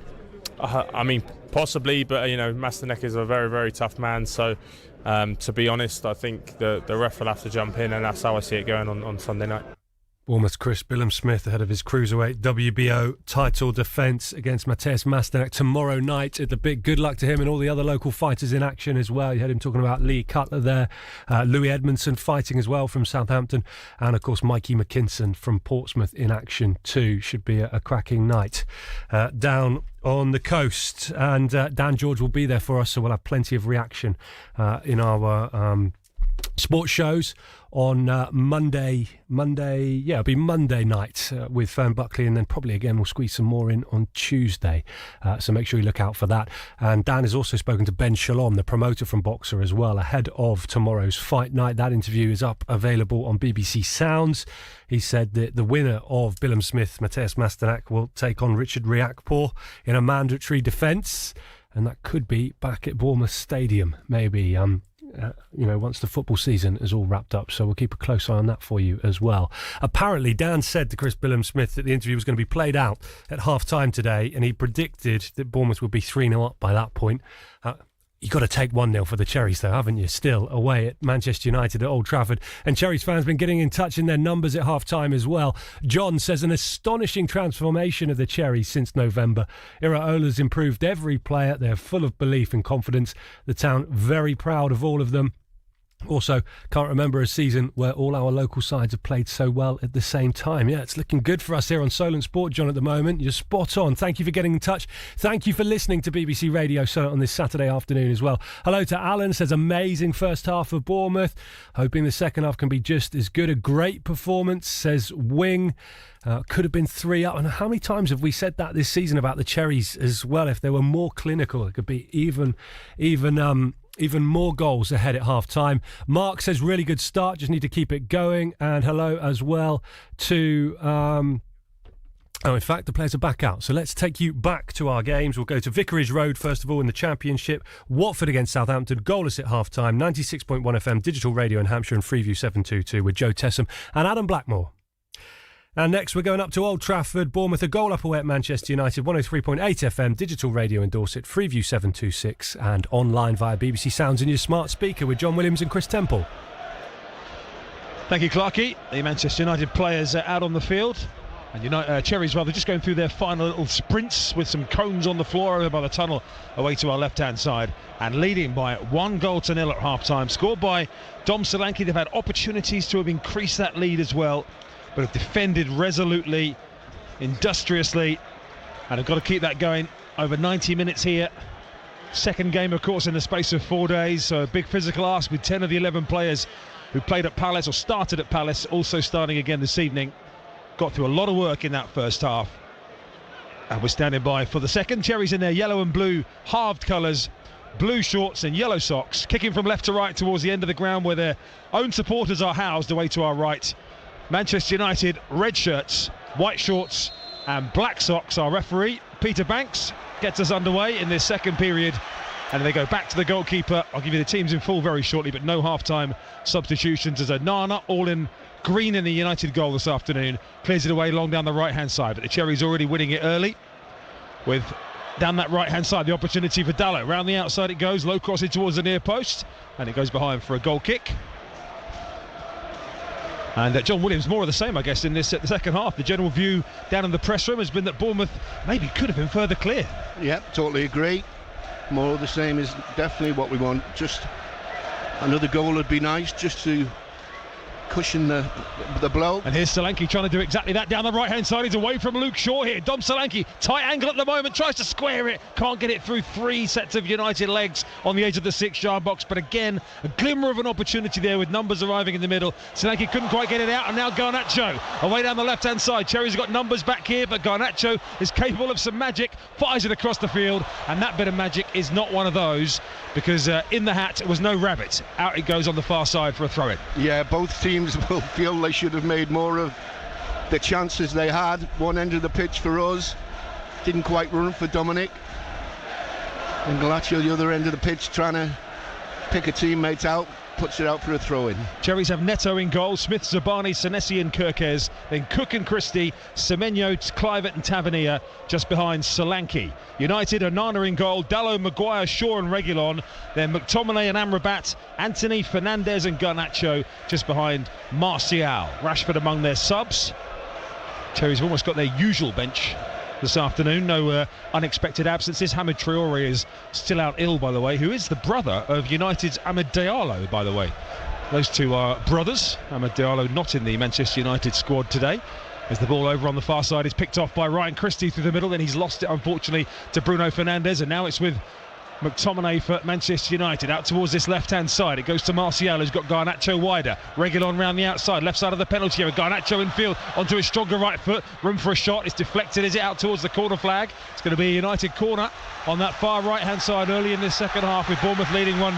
Yeah, I think it was Christie who just got the last block in, spun off his knee, out for the corner, taking quickly. Taking short in towards the near post. Cherries luckily had switched on just in time. Lewis Cook again was there to clear it away up towards the far side, the United right. Dalot, as they attack the Stretford end from right to left, Manchester United in the second half. We're sat in the Sir Bobby Charlton stand, in the main stand here at United, halfway inside the Bournemouth half, inside the United half of the field rather, right of the halfway line, lower tier. Cherries fans to our right. Manchester United have it out on the left-hand side with Anthony, who's up against Adam Smith. Back in field it goes to Garnacho. Cherries off, very often doubling up out on the left-hand side, particularly giving Adam Smith a bit of extra help. And now Semenyo is having to do the defensive work as Reguilon breaks into the penalty. Back it comes to McTominay on the penalty spot. Brilliant block from Kirkes, I think twice. Absolutely magnificent from Milos Kirkes to block it behind. It is a Manchester United corner. Well, Semenyo got done. Just see if they're going to take this quickly, this corner. Superb from Kirkes. Fernandes from the right-hand side hangs one deep to the back post. Semenyo had a free header, but he missed it. Comes all the way out to the left side of the box. Garnacho again, trying to find room for a shot. That one's half blocked as well. Headed clear by Clivett on the edge of his own penalty area. Bournemouth nearly had a chance to break there. It was Tavernier, and now an opportunity for Reguilon. Out it comes to the left, and Garnacho again. United really are peppering this left-hand side in this opening exchanges of the second half. That one comes off Zabani and goes behind for another United corner. I think Tav and Christie, they left it for one another on that break. Corner on the left to Manchester United. Runners coming from deep. Real intensity to the first 4 minutes of the second half for the home side, as you'd expect. Trailing by a 1-0 to the Cherries. Corner from Reguilon from the left-hand side, punched away by Neto to the edge of the penalty area, regathered by Garnacho. Kluivert with an awkward-looking challenge, stabbed it across his own 6-yard box, just about did enough. That's an amazing 1-2 between Kluivert and Solanke. Absolutely incredible. Across their own penalty area. I've never seen anything like that. Accidentally, as Fernandez's long ball is all the way through and behind for a Cherries goal kick. You've got to say, well defended all round there. What Kluivert was doing, though, I'm still not sure I know. Toe poking it across his own 6-yard box like a winger. Wow. You couldn't pull that off if you meant to. Anyway, they escaped the Cherries, and just a chance here to take a breather because it was a very busy spell. We're just seeing Kirkes, a replay of his blocks. 2 blocks. Well, it's brilliant there. Fantastic. 2 efforts from Bruno Fernandes in that previous passage of play. Lights shining down. It's now night sky above us here at Old Trafford, and the Cherries leading by a 1-0. Scored early on by Dom Solanke from Lewis Cook's cross. Lewis Cook has been absolutely monumental in this opening 45 minutes. Senesi as well. To be honest, again, looking all over the field at the work everyone's getting through, but Lewis Cook has been eye-catchingly good. As United's throwing down this near side is very poor and goes straight out of play between the technical areas for a throw-in to the Cherries. Yeah, Smithy's going to pick this one up. Just watching Cookie there. He's just having a look where Kirkes is for a big switch. Going into these games today, the Cherries were 3 points behind 10th place Chelsea, 3 points off the top half of the table. Having taken, of course, just 3 points in their opening 27 of the season. They've had 3 wins in the last 4. The only blip in the previous 6 games has been that thumping at Manchester City, but the Cherries won't be the only team to lose across Manchester at the Etihad, as it's lost by Kluivert in the United half of the field. Now it's over on the right-hand side, and it's Anthony from Manchester United, 30 yards out. Kluivert desperately trying to win it back, having been out-muscled initially. Fernandes to the left, and now Garnacho swings one deep. Maguire's got in at the back post free, nods it across the 6-yard box. Zabani clears, and players from both teams closing in on it. And there was Marcos Senesi, who was the hungriest to get there and travel out of defence with it. And now Lewis Cook down this right-hand side. Over the halfway line, Tavernier surprises Luke Shaw and wins a throw-in. Brilliant from Tavernier. Yeah, excellent work from Cookie again. Lovely weighted pass into Tav's feet. Again, it's that kind of intensity where United had just got surprised there that Tavernier had covered as much ground as he had so quickly as he had to put Shaw under pressure. As Adam Smith, very wary of Peter Banks handing out some quick yellow cards for time wasting today, is jogging on to take this throw in down the near side for Bournemouth. Near side the right, 20 yards from goal. In midfield it goes to Solanke, who was clipped by Amrabat, and then looked like Semenyo was pushed by Shaw, but Cherries have still got it. Over to the left-hand side, Tavernier feeds Kirkes outside him, but it was a bit telegraphed, and Dalot was able to get across there and block the intended ball from Kirkes. Kirkes hassles and tries to win it back. Tavernier over there as well. Some good work on that far side by Anthony to dribble out of a tight spot. And Manchester United back in possession with Dalot at right back. Still got a chance to win the ball back here. Harry Maguire turns back into his own penalty under pressure from Solanke, and just about manages to release the ball in time to his keeper Onana. A bit risky from Harry. They come down this near side, United now again with Reguilon, and back in field it goes to Luke Shaw.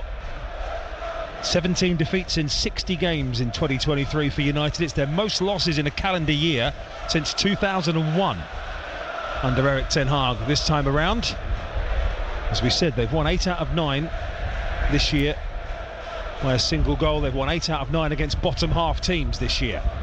At the moment, bottom half Bournemouth, tiny Bournemouth as they were called by Roy Hodgson, tongue-in-cheek in the week, are leading by a 1-0. United have given it away, and now it's a chance for Tavernier, left of the centre circle. Over the halfway line he goes from left to right, with Bournemouth in those yellow and blue half third kits today. Back in field it comes to Christie. And once again back to Zabani, and Bournemouth keeping a bit of possession here. Yeah, don't mind that. Just have a little blow for a minute or two.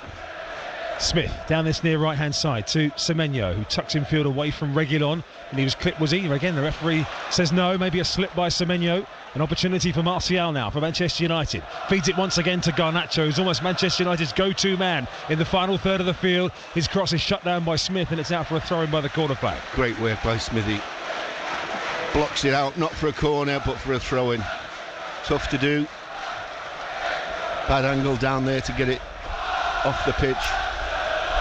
Taken short by United across the top of the box to Amrabat. The Moroccan goes square again to Scott McTominay. Out towards the far touchline. Anthony up the right hand side, threads it down the right side of the box for Dalot, but there is Tavernier tracking him all the way back. Back it goes to Anthony once again as the wind continues to get up and whistle around Old Trafford. Still some light rain, but the wind is definitely whipping up inside the stadium. And Phil Billing has been called back to the bench, Willow, I think, to come on very shortly for the Cherries. Amrabat over on that far right hand side of Bournemouth, the one they're throwing there as it comes off Amrabat last under pressure from Tavernier. Kluivert, do you think? Possibly. I think he hasn't had his most effective game today, Kluivert. Not today, no. Again, his standards recently, like everybody else's, have been high, so when they're just a little bit off it... Well, I just think he's got through so much hard work. Yeah, he's another one who's played, of course, every recent game, despite coming off in some of them. So Phil Billing is going to come on very soon for the Cherries, probably for Kluivert, would be our guess. Just to get around the field and try and stop them picking up some of these second balls. It's McTominay now driving on through midfield for United in a very congested area of the field over on the right hand side. Now Anthony round the outside, Bruno Fernandes getting to the byline, options in the middle, but again there is Senesi to put it behind for a corner. Christie not happy with what went on there. He's having a go at Dominic. I think he was trying to pick him out and couldn't find him. 10 minutes into the second half, BBC Radio Solent, BBC Sounds, still Bournemouth by a goal to nil, and the cheers are because Rasmus Højlund is coming on for Anthony Martial, which is a Southampton has scored, by the way, through Shea Adams. That's a popular change, Willow, judging by the reaction here. Well, it is. I mean, Martial's absolutely devastated. He's walking past, dear me. He might go straight down the tunnel. No, he's coming right round to the bench, actually. Anyway, here comes the United corner, taken short by Fernandes to Anthony, left side of the penalty, whipped across the 6-yard box, brilliant header away by Senesi again at the near post, straight out towards the substitute. Oh, sorry, it's Garnacho actually on the left-hand side, and then he runs straight into Ryan Christie. And Christie's given it back away, but he's managed to just about do enough to divert Garnacho away from goal, and it's back to Amrabat inside the Cherries half of the field. Amrabat fires one back out to the left-hand side to go to Garnacho once again, in towards the penalty spot towards Højlund, and that time it was Zabani who was there, and behind it goes for another United corner. Yeah, taking some pressure now, Bournemouth. Time to concentrate. It's a big cheer for Rasmus Højlund coming on, for someone who hasn't got a Premier League goal at all yet for United in 15 appearances. As it comes in for Reguilon from the left-hand side, the corner, the header down from McTominay, runs loose to the right side of the 6-yard box. Cherries have batted that off for the moment. Still an opportunity though, right side of the box for Bruno Fernandes. His ball to Anthony wasn't great. We are going to see Billing in a second. He's now walking his way to the touchline, stripped and ready, hung up towards the back post by United. Backpedaling there was Solanke, who didn't get a touch on it, and it goes behind for a Cherries goal kick. This is a wave of concerted United pressure and set pieces, Willow, but still the Cherries are resolute. Very resolute. I love that work on the far post there. Dominic and I think it was Smithy give him the information, let it run, Dom. Just helps massively with communication when your full-backs are telling them, the centre-halves, what to do. It's actually Semenyo coming off for Billing, Willow. Get another one, of course, he started in midweek as well, so we talked about not being able to play 3 games at full tilt in the space of a week. Semenyo is replaced by Billing with 57 minutes on the clock. He lasted an hour in midweek, did Semenyo at Selhurst Park, and he's done pretty much the same again. Down this near side it comes to Kluivert, who as a result of that has gone out wide on the right. Billing's dropped in as the number 10, and Billing's first contribution is to try and win a free kick off Amrabat, but again the referee felt that the players were going down easily, and it goes back to Harry Maguire in defence for United. Yeah, Kluivert's come out to this right hand side. United have it with Sofian Amrabat, the man on loan from Fiorentina, World Cup semi-finalist with Morocco. Out to the far side it goes from Garnacho. He's picked up a run in the middle. Excellent by Smithy. Adam Smith stuck to him like glue there all the way across the field and got a foot in, and then Christie got a clip by McTominay, but advantage played, and Ryan Christie over the halfway line. Bournemouth in the 59th minute, still holding that early 1-0 lead here at Manchester United, a ground on which they've never won in any competition ever. Rain getting up again, swirling around as we look up, shining down on the floodlights, rain moving in all directions. Difficult conditions out there. A day for slips for either team. You've got to be absolutely focused on your work today, as the Cherries now with Kirkes, who goes scuttling away inside a bit of space in the Manchester United half of the field. Kirkes almost to the edge of the penalty area, knocks it to the left. Tavernier, early cross in, Solanke moving away from goal, challenging with Shaw, and Fernandes is there, but he's overrun it, and now it's Ryan Christie winning it back. Picked out to the left-hand side again, and Tavernier almost crossing it into a fierce gale. Billing down the left-hand side, fires it across goal, and Solanke sliding in. Couldn't quite get a touch on it at the near post. Offside. The flag's up anyway, but the Billing left-hand side cross that we saw Kiefer Moore put in at Selhurst Park, nearly paying dividends again. What a that was a crossfire hurricane again, right flying across the face of goal. United take the free kick short.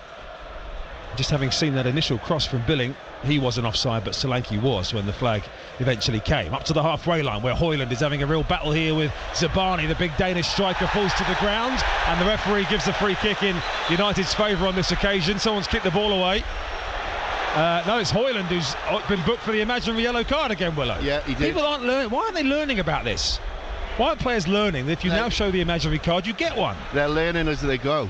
Well, they're learning. Them. I know, absolutely. They're learning as quick as they can. The ones that will get done are the ones that don't learn quickly. So Højlund into the book, holds out his hands to say, what did I do? Well, evidently, I didn't see it, but evidently the referee, yeah, there you go. An imaginary yellow card. You'll see it now. The challenge between Zabani and Højlund. And now a free kick to United, just over the halfway line on this near side. No doubt about the free kick, and you're right, Willow. There is the imaginary yellow card. We're just getting a shot on our monitor.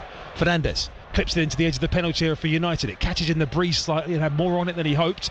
Out towards the right corner of the box. Picked up by Harry Maguire for Manchester United. Still trailing 1-0. Whipped in by Anthony McTominay with the header. Straight down the throat of the Cherries keeper, Neto. Yeah. No real pace on it. Quite easy for Neto. Only concerning thing is he did get a free header. So McTominay, the United top scorer with 6 goals. As the few jeers for the amount of time that it's taken Neto to release the ball, the Cherries goalkeeper. Goes for the old school, hands out of the hands volley, down the field, Neto. And Bournemouth have it back at the heart of their defence with Senesi, who took a charge. There's a flag up here, Højlund's going through, player's been stopped. It's a very early flag. And right back towards the centre circle. Bournemouth got themselves unnecessarily in a tangle there, Willow, from Neto's goal kick.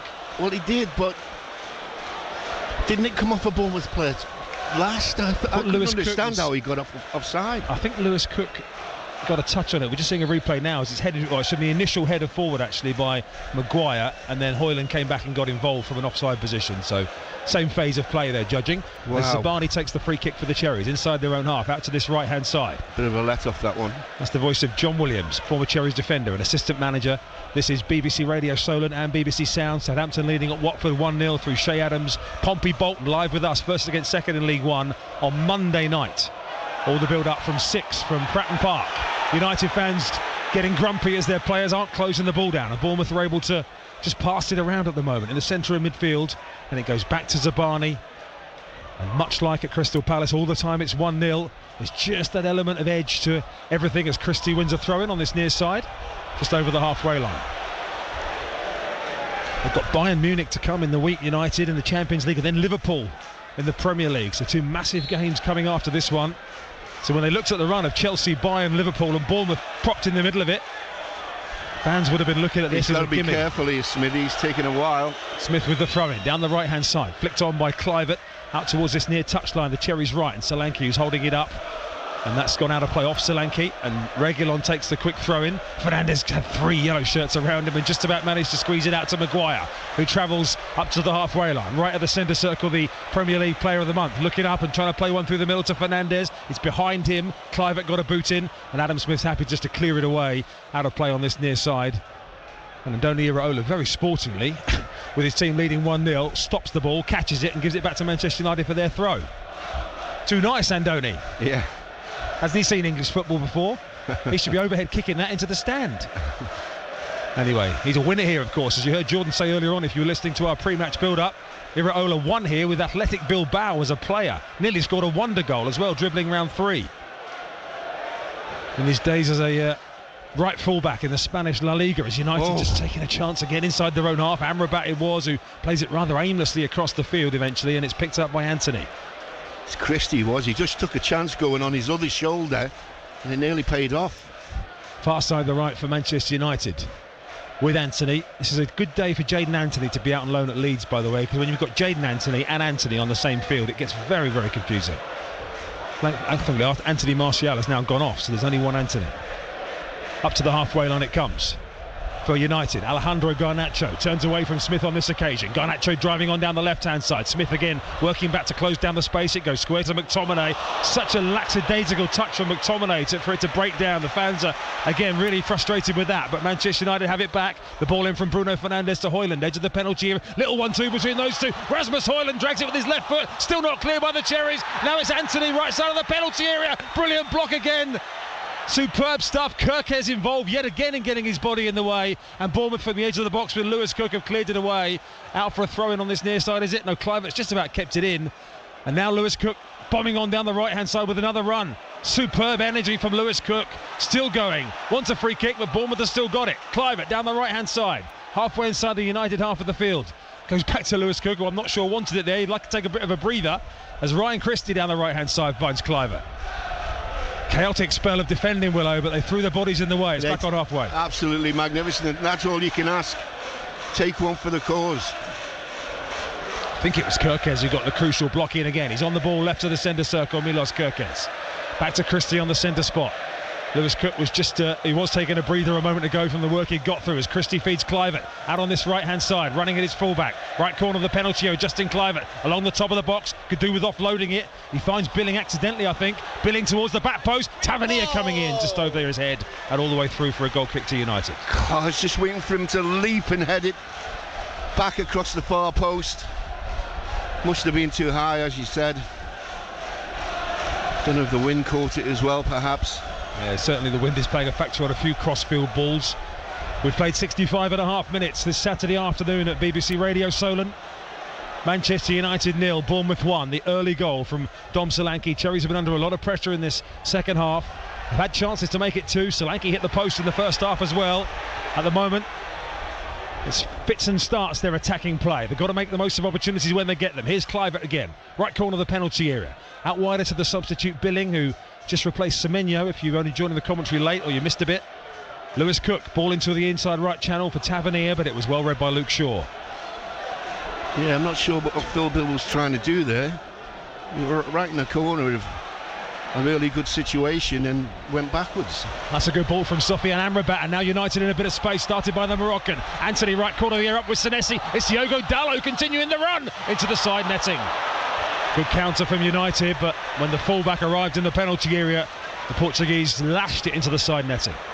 Well, from a Man United point of view, I mean, he's got to go for the other side of the goal, hasn't he? I think he's got to square it, hasn't he? Yeah, anything but what he did, thank goodness. Just smashed it into the side netting. Again, sometimes the more desperate you get, the more you can make rash decisions. Absolutely. I mean, Højlund's there for a pullback, Willow, just having seen the replay. Yeah. Just Phil Bill just needs to get up to speed with the game. He's having a bit of a... I know it's awkward when you come on. The last 6 match rounds before this one, Arsenal 15 points, Liverpool 14 and Bournemouth 13 were the top 3 points haulers. And at the moment, the Cherries in a promising position here at Old Trafford. There's a free kick given for the challenge by Kluivert on Reguilon down this near side, and throwing a free kick rather to United inside their own half. I mentioned Iraola's victory here, by the way. That was part of knocking Manchester United out of the Europa League in 2011, not just winning here with Bilbao, as Shaw plays it forward, up over the top, looking for the run of Amrabat, but easily read by Zabani. Now Dom Solanke with a chance to run. He's got 3 red shirts around him at the moment, away from McTominay, to the left side, and Tavernier. Phil Billing at the back post is unmarked. The ball in towards Billing, who heads it in, and Bournemouth all of a sudden have a 2-goal lead at Old Trafford. Their attacking moments have been few and far between in the second half, but boy have they made them count as Phil Billing off the bench puts the Cherries 2 up. Absolutely magnificent. Masney made me words. I thought he was struggling to get up to speed with the game, but he powered in on the far post, punched the ball past the keeper with his head. Absolutely fantastic. Puts us in a strong position now. Well, again, brilliantly worked over to the left-hand side. The cross at the back post, great awareness as well. Phil Billing was spotted. It came from Luke Shaw's ball forward. When we look at the early intervention, it came from Zabani. He won it. Solanke drove to the edge of the penalty area, fed it to the left to Tavernier, and as Tavernier floated one to the back post, Billing came climbing in above a flat-footed Luke Shaw and planted the header into the net. Yeah, he's got a full head on it. Just too tall for Luke Shaw. That's what you need to do. You can get situations on the far post, line yourself up with somebody who ain't the biggest, and the ball comes your way, you've got a great chance. I think it's gone in off the back of Shaw's head. Yeah. Well, Phil Billing has been maligned for not jumping his height, Willow. We've talked about it before, how I think he knows he should be better in the air himself. No problem with that whatsoever. That was a great, almost centre-forward, number 9 header. Fantastic header, done everything right. Eric Ten Hag has gone and sat down on the Manchester United bench with a quizzical, bemused look on his face. This is a Manchester United team who had 28 shots against Chelsea in midweek, expected goals of 4 point whatever. One of their best performances in recent times, and they're 2-0 down at home to Bournemouth. There is still time. We know what Manchester United are like here when they get up ahead of steam at Old Trafford. 20 minutes is going to be a long 20 minutes, but Bournemouth have got themselves into a superb position. Sinistera coming on soon as well. This vulnerable time for the Cherries, they've got to be careful. Lewis Cook's giving it away. He's got a bit of cramp, I think, as well, as Fernandes has it. Left-hand side of the box. Here's Garnacho trying to go around the outside of Smith, who's had a good game against him, in towards the near post. And a goal kick, the decision, as Højlund stuck out a boot. And it goes behind, actually, off McTominay in the end for a goal kick to the Cherries. Yes, Cookie there just went down, didn't he? Just holding the back of his Not surprised, are you? No, he's worked his socks off, but there's another sub coming on. Maybe he's coming off. Yeah, Sinistera coming on. So when you look at the bench, the central options for the Cherries, Rothwell, most likely the former Manchester United youngster. Obviously Gav Kilkenny's on there as well, but you think if there's a problem with Lewis Cook, then it will be Joe Rothwell who comes on. As the ball forward, flicked infield by Tavernier for the Cherries. Lovely layoff to Solanke. Fantastic layoff. Back out to the left-hand side, and Tavernier again, who's got Amrabat snapping away at his heels. Kirkes involved as well. Tavernier with some quick feet wins a free kick. Wide out on the left-hand side, 25 yards from goal. Here comes Luis Sinistera. Now Kluivert's the only one who's started all the games, and he's coming off. Cookie's holding his calf though, and he's at the back of his knee. Well, it is Kluivert coming off for Sinistera with 19 minutes to play. Manchester United 0, Bournemouth 2. This is the first time, Willow, that Bournemouth have scored multiple goals in 5 consecutive Premier League games today as well. Can break all sort of records if we can win here today. So on comes Sinistera, the man who helped to make one of the goals, of course. He'll have come here and played with Leeds when the big rivalry between Manchester United and Leeds. He's on for the last 20 minutes or so here, the Colombian winger. Cherries got a free kick out on the left-hand side. Phil Billings' header, adding to Dom Solanke's early goal to put Bournemouth in a 2-0 position away from home for the second time in 4 days in the Premier League. They saw it through at Selhurst. Can they do so at Old Trafford as we wait for this free kick? Just played in by Lewis Cook in towards the penalty spot, and Darlow at the back post has to put it behind his own byline. That's a Bournemouth corner. That was there to be got on the end of. Dear me, that was a fantastic ball. Beat everybody. We only had Phil Bull on the far post, so well, perhaps he couldn't quite get a leap. The applause you can hear away to our right is some of the Cherry supporters in the tier just to our right as Marcus Tavernier jogs over towards them to take the corner. A bit of applause for Kluivert as well, as he was walking around the edge of the pitch having been substituted. So Marcus Tavernier looking to use the wind, which looks like it is sort of swirling towards the Manchester United goal as we look away to our right. Corner flag's being buffeted, so's the assistant's colourful flag as well. In from Tavernier to the 6-yard box, diving header away at the near post from Reguilon, and that'll be another Cherries corner. Well, that near post looks vulnerable again. If you fancy just clipping one in there, so make you get a flick on again. Watched by a lot of spectators in the front few rows dressed in ponchos, just behind Marcus Tavernier, delivering this corner kick for the Cherries once again from this near side. Goes deeper this time and powered in for a third Bournemouth goal by Senesi, his second goal in 4 days, and this is dreamland at Old Trafford. It's Manchester United 0, Bournemouth 3, and there are 75,000 boos and 1,500 cheers. And 25,000 leaving the stadium. What a cross, what a header, what a night, absolutely incredible. Manchester United 0, Bournemouth 3. Remember the days when the Bournemouth went to Chelsea and won 3-0 and everyone went, what on earth happened there? Well, today everyone spoke in advance, Willow, about Bournemouth's best chance to get that elusive win at Manchester United. If you'd said with 17 minutes to go they'd be 3-0 up, I'd have said you'd on the whiskey all night. Now we've still got to just see it through. Maybe get one more. Marcus Tavernier has 2 assists in 6 minutes. Across for Billing to head in. I don't think I've ever seen so many people leave a stadium in one go. Well, lots around in front of us. Immediately got up as that header from Senesi at the back post planted into the bottom right-hand corner. He waited 9 months for a goal, Willow. He's got 2 in 4 days. London buses. Buenos Aires buses in the case of Marcus Senesi. So they have buses in Buenos Aires. Here come the Cherries again, who are absolutely on the crest of a wave now. Here's Sinistera. United at the back, just closing the door. There's been some United comebacks in the past, Willow. 3-0 down with 17 minutes to play. Not even sure a Fergie team could come back from that, but I don't want to be eating any words in 20 minutes from now. No. We'll see it through properly. We want the clean sheet next.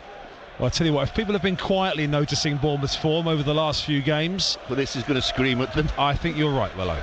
3-0 at the moment, over on the right-hand side.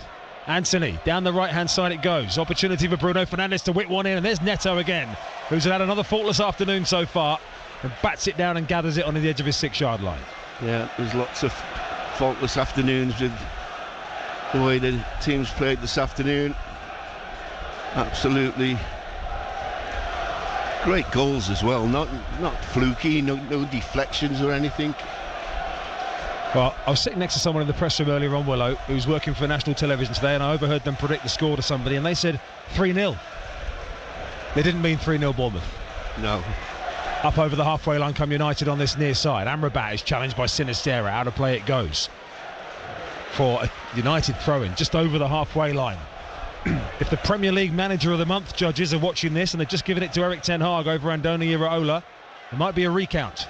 Garnacho down the left-hand side. Højlund on the edge of the penalty area. Cherries have just got an important few minutes here, having gone 3 up to keep the door locked. McTominay there. Senesi sliding in again.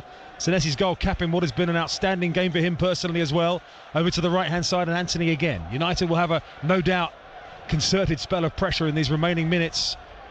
But Bournemouth, having gone 2 up, still showed the adventure to forge forward, win corners, and give themselves an opportunity to put a 3-0 advantage on the board as Christie, back there in some defending inside his own half, puts it out for a throw-in on the far side. Yeah, again, Christie. We keep mentioning his name multiple times when we talk about Bournemouth.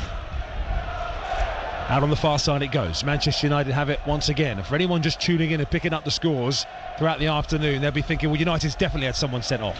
They must have done, to be 3-0 down at home to Bournemouth. Not true. Bournemouth have taken their opportunities in this second half, which there haven't been too many, but they put them in the net. 2 headers from Billing and Senesi to answer Solanke's early goal. Forward it comes from Amrabat. So Cherries fans sing the name of Iraola. Yes. Luke Shaw forward down this near touch down the left for United. Still Bournemouth keeping up their work rate as Solanke nearly pinches it from Amrabat on the halfway line.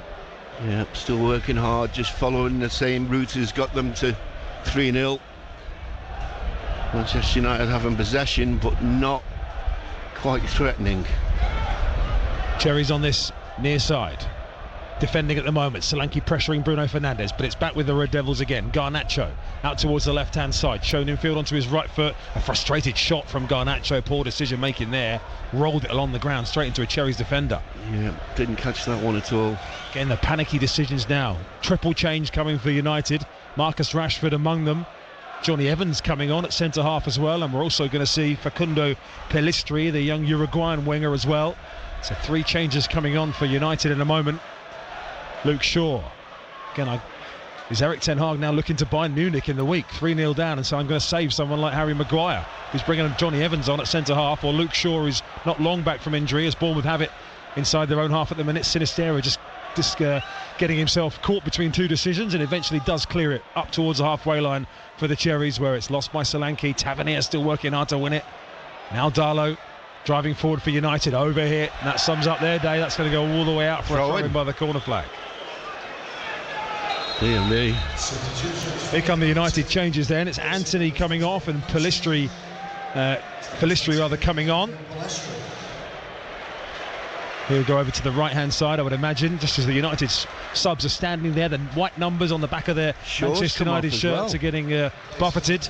Yeah, Luke Shaw off, as I just speculated, Willow, not long back from injury, so... Yeah, maybe protecting him yet. Yeah, Johnny Evans is on. And the third change is going to see Garnacho off and Rashford on. Well, we've just got to He's had a bit of illness this week, Rashford. Scored in the last 3 meetings here between the two sides. Marcus Rashford has got a lot to do to help his team back from 3-0 down here with 11 minutes to go. Yeah, just as long as we keep concentrating and look after ourselves, be no problem. You'd like to hope so. At 10 minutes left with 11 minutes left at 3-0 up, even away from home, even against a team packed with quality like United. The leading football website Transfer Market has the United squad valued at 850 million, Willow, compared to the Cherries 300 million. There's a gulf between class, and even that figure for the Cherries, of course, has been inflated recently with some of their signings who aren't even in the squad today. The likes of Aarons and Scott, of course, and Tyler Adams, and even Lloyd Kelly, who's very valuable to them as well. None of those available today. It's probably 80 to 100 million's worth of talent there not available, and the Cherries are 3-0 up at Man United. Dallo, right-hand side at the moment. Cherries with everybody back defending. This is going to go down at the moment. If it stays this way, as another of the Cherries' most famous days in the Premier League, as Rashford tries to knock it into the penalty area. Lewis Cook it was, who just dwelt for a second, but then is driving away up to the edge of his own penalty area. He's lost it, needs to be careful. Pellistri off the left-hand side, now teased in by Reguilon up to the far post. Out comes Neto again with another important catch in slippery conditions. Yes, it was.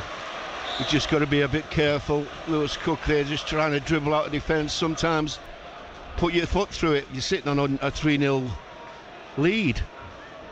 Don't have to take any chances. Well, both these teams, Willow, had scored the same number of goals coming into this game today. They've both scored 18, but United had conceded 18 and the Cherries had conceded 30. That stat looks the wrong way around, doesn't it? It does now. Cherries 3 goals at Manchester United. We've had some big home results, of course, against United in the past. 2 wins at home, both inspired by Joshua King, the former United player. Junior Stanislas put a, Our fans singing "Can We Play You Every Week?" Bit hard. There's been some teams that they've never got a grips with. Manchester City, of course, they've never got a point off in the Premier League. Manchester United, they've had the odd day out against them, but mostly they've been pretty difficult games against Manchester United. But today, this has been a complete Cherries performance to lead 3-0 with 9 minutes remaining. I'm sure you'll want to stay with us after 5. We definitely want to hear your reaction. BBC Radio Solent and BBC Sounds. Here's Rashford. Along the halfway line it goes. That's an under-hit ball which Christie nearly managed to get in there ahead of McTominay. The Scotland battle in the midfield at the moment. Ryan Christie with the bragging rights over Scott McTominay. Forward it comes from Evans down this near side. Forward down the line from Reguilon, but there's Adam Smith, who's had another excellent game up against Garnacho. There's been fan games all over the pitch. It's going to be really difficult to single someone out. We'll try. Cherries on course for 3 away wins in the row in the Premier League. 4 wins in the last 5 as the ball goes back down this left-hand side to Reguilon once again for Manchester United. Again, the clean sheet, like at Crystal Palace in midweek, the clean sheet feels absolutely what the team deserves as Lewis Cook is up to halfway down this near side with Rashford in pursuit. Rashford's quicker than Lewis Cook, and unfortunately Rashford was cute there because heading down a blind alley, he made sure he got the free kick right out on the touchline. Yeah, he was unlucky. Dominic was actually in at one stage, but Cookie had his head down. Lewis Cook there, I just watched him running back from that position, got his head down, sprinted back to his position to make sure he was in the right slot. But here come United, left side of the box with Rashford, shows too much of that to Phil Billing. Rashford's claiming a foul by Sinistera, who was back there. The free kick's actually gone the Cherries' way for the challenge with Adam Smith on the edge of the penalty area. 3-0 Bournemouth, 7.5 minutes remaining. Oh, it's dreamland, isn't it? We did say we had a good feeling coming up. We did, yeah. Said this was a good opportunity. And it's turned out that way. Half time you felt 1-0 up, but with opportunities to score a second, you're like, I wonder if that might come back to haunt the Cherries. Well, this is going to go down in history.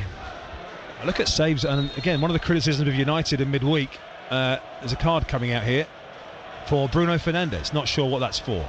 Just as we get ready for the restart, Bruno Fernandes said something to the referee, and he's gone into the notebook. And that actually means, Willow, that he will be suspended for their game against Liverpool. What a stupid suspension for Backchat. Wow. 5 yellows for him. They're just compounding the problem, aren't they? What a ridiculous suspension for Backchat to miss a game like Liverpool. 5 yellows. Senesi, by the way, is on 4 yellows for the Cherries. He's the only one in danger of a suspension. He's got 3 in his last 3 games. Yeah, but I mean, he's kept his Yeah, it's been nothing. Nose out of Yeah, business, hasn't he? And just stayed nice and calm. Getting to the halfway point of the season, the turn of the year is the cut-off point for those bookings to be reset. As Solanke has it on this near side for the Cherries. 3-0 Bournemouth lead here. Yes, 3-0 Bournemouth lead if you are just tuning in at Manchester United. And Billing has picked it up here and going past Maguire. Phil Billing down the right-hand side of the box. Options at the back post. Solanke, it was just behind him. There were others behind him better placed. But Solanke's striker's instinct, he went for a flick. Yeah, he did. I think he tried to get it with his heel, didn't he? Bruno Fernandes with a long ball over the top here. Rashford chasing it on. 2 defenders across there with him. Rashford into the penalty. Tries to go past Zabani, who wrestles him. Referee Banks crosses his arm, says no penalty. The Stretford end thought it was a penalty. Zabani was just strong as an ox there. Yeah, he just stood his ground. Quite right to do so. VAR, Paul Tierney, of course, will be looking in the background, but the game continues. Peter Banks, the referee, was unequivocal. There was no offence. Here comes Pellistri for United over on the right hand side. Round the outside it goes. Opportunity for a cross to come in here. It's blocked by Kirkes again. Mention him, by the way. He's another one who's, again, we could mention everybody in dispatches, but Kirkes has probably made 4 brilliant blocks. Yeah, absolutely. Really put their bodies in front of the goal and said, hit me with it. Just need this clean sheet. Don't want to concede. So it's a corner to Manchester United over on the right hand side, which Dalot will take. 5 minutes to play. The Cherries fans singing continuously to our right hand side, those who've made the journey up from the south coast. In it comes to the near post, flicked across goal, and in the end the last touch is off a Cherries player. It'll be another corner as it went behind at the near post. I think it was Sinisterra who got the touch on it. Yeah, again, Smithy will be telling his players get the clean sheet. Corner comes in again, right under the crossbar, and there is Neto, who today has honestly caught everything. Well, he has, and he hasn't had an awful lot to catch, in all fairness. I think he's had 4 or 5, but he's done it very well. Brighton have equalised against Burnley. Big game coming up for Brighton in Europe against Marseille as they look to try and top the group later in the week, and they've got themselves back level against Burnley in that game. As Neto launches a long one down the field. Stay with us after 5. All the reaction from what will be an overjoyed Cherries camp if this result is seen through.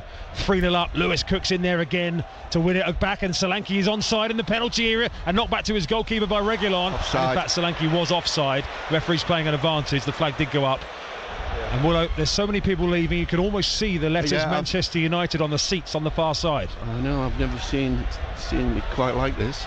Down the right-hand side come United with Pellistri, but Christie and Kirkes between them are there, and have one ball with a throw-in and a high-five and almost a fist bump, chest bump between Christie and Kirkes simply for winning a throw-in. 5 or 6 minutes, do you think? There's 3 and a bit minutes left of the game as we see 2 more subs for the Cherries. Ouattara on for Tavernier.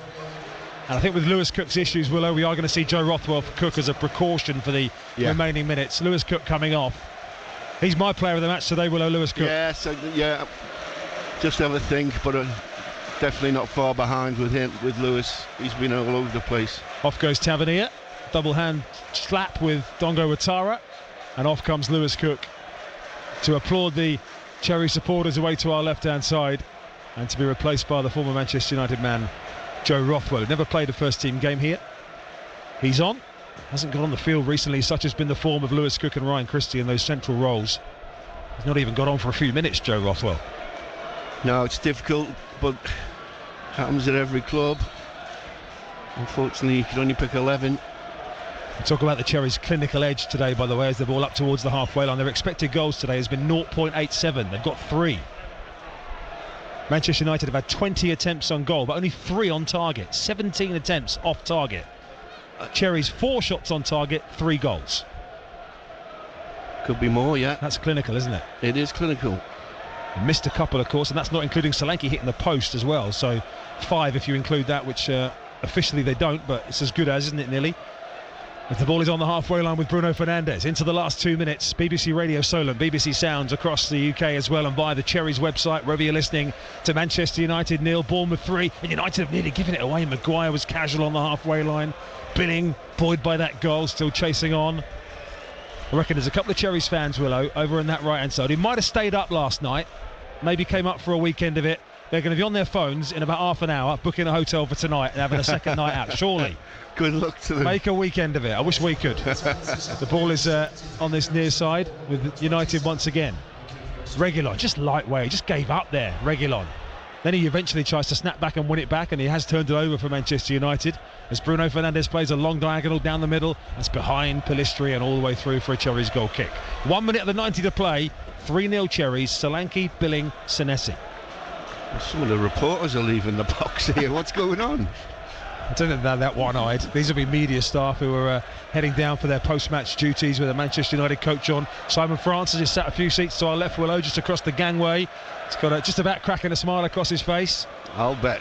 Came up as the technical department representative today, just sat next to the Cherries president of business, Jim Frivola, in the director's box, which I've got to say hasn't been anywhere near full today. Bournemouth doesn't get them out to fill the director's box. Pretty poor turnout from those who were in the padded plush seats. And if those that have been here today have seen Bournemouth turn in a masterclass Premier League away performance as Smith is fouled by Bruno Fernandes, and it's going to be a free kick to the Cherries just short of halfway. And here comes the board from the fourth official, Anthony Taylor. 6 I'm going for. There's been a lot of subs. Yeah, maybe not quite that much. Mudgy Smith's injured again here, so we'll wait and see. This will get added on as well. But the number on the board from Anthony Taylor is a 5. 5 minutes added. Smith is just getting back to his feet very slowly. Realises that no extra time is needed to be wasted at this stage. He can just get himself back going. And another famous day to be written in the history books. Willow, you had some famous ones, or the team of 1984 had a famous one at home to Manchester United when the underdog stakes were a little bit bigger than they are today. There's no doubt Bournemouth were big underdogs coming here today. They've made a mockery of not the form book so much, but certainly the expectations from those outside of the Bournemouth camp. 3-0, and Old Trafford, I would say, Willow, as we come towards the final whistle, is probably nearly half empty. Yeah, it's absolutely the most incredible sight, you know. Unbelievable. Back to Onana. We want to hear from you post-match. Willow will be here for half an hour or so to listen to your thoughts coming through on tweets and texts. That's Solent Sport on Twitter. Text 08000 321 333. A misplaced pass by Rothwell there. Just got the defenders moving quickly. Zabani stepped across to make sure Pellistri didn't get there and cleared away by Neto up towards the halfway line. Now it's with Billing down this right-hand side. Christie still chasing on every single ball down the avenue, trying to put Amrabat into trouble, which he nearly managed to do inside his own half, and the Cherries have won it back. Sinistera, and here's an opportunity for the middle for Ouattara. Ouattara to make it 4! Dongo Ouattara puts the icing on the cake and the cherry on top. And boy, have the Cherries been on top here at Old Trafford. It is 4-0 to Bournemouth away at Manchester United. The substitute Dongo Ouattara with the crowning glory. Unbelievable. Well, we've just witnessed something here tonight quite incredible. You know, we knew we were getting better and better as the last 4 games have gone on. But 4-0 at Man U, come on. Stop it, John. Right, where's that? Absolutely amazing. Where's that hotel booking website, Willow? We're staying. Yeah. Unbelievable. And that all came from Ryan Christie's industry, by the way, yes, Willow. It did. Pressured Amrabat into the mistake. Maguire got caught. Yeah. And as the ball was eventually put through the middle for Ouattara, 2 bites at the cherry as the keeper came out, slotted it low. And that will be a moment Dongo Ouattara will remember, and Burkina Faso will be going wild as we speak as well, to score on a stage like Old Trafford. Listen, these players will never forget this until they go into my age. This sort of game sticks with you forever. Well, they're just checking, Willow, for a handball possibility here, which would be a real shame for Ouattara as he came together with the keeper. It bounced back off Ouattara. I didn't see that, did you? No, I didn't notice anything in the real time. Let's hope that's not going to be ruled out. You'd be gutted for Ouattara. The referee is still waiting here. Ouattara waiting on nervously. The camera closes in on Ouattara's face. You can almost see please, they're saying, as it hits Ouattara. It's very difficult to see where it's hit him from the replay we've just seen. You can't do anything about that. VAR are checking. The referee is walking slowly back towards the Manchester United penalty area. It's no goal. What a shame, Willow. Absolutely. Oh, that's an absolute choker. Handball for Ouattara. Rules out the goal. Wow. Oh, gutted about that for him. So only 3-0 it remains, Willow. Yeah, unfortunately. Here come United at the other end now. Let's keep the clean sheet solid from the Cherries with the best part of a minute and a bit to play of these 5 minutes. Don't be distracted by that. It's very important for just to put the finishing touches to the performance, to see that clean sheet through. Forward it comes from Bruno Fernandes over the top. Kirke's jumping. Out comes Neto, the Cherries keeper. I'm absolutely gutted for I Ouattara. am too. That was just finishing it all off so nicely. And how much bigger a win does 4-0 sound than 3-0 as well? A lot. It does, doesn't it? Just the edge between a hammering and a comprehensive win.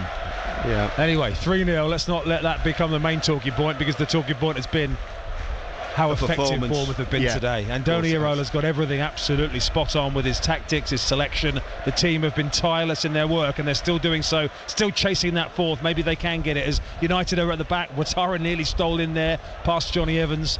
With Rothwell, couple of misplaced touches there. It's still bouncing around, and Rothwell knocks it back to Senesi.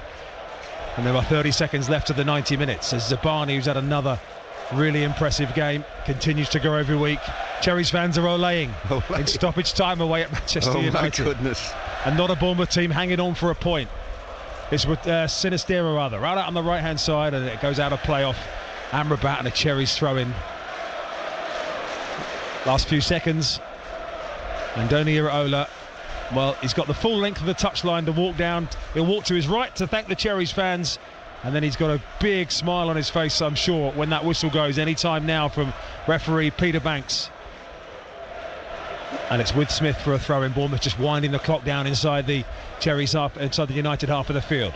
Sinistera off the right hand side, flick forward by Smith down the side of the box. Sinistera's got away from Johnny Evans. Sinistera, square it goes to Dom Solanke. Maybe a chance still of a fourth. Comes back to Christie, edge of the area, trying to get past two red shirts. They've got everybody back, United. Down the left side it goes. Christie, still not quite dead. Bournemouth are keeping the ball. Now Rothwell, edge of the penalty area. Christie again. Still they haven't put the cross into the box. Time's going to run out on them in a minute.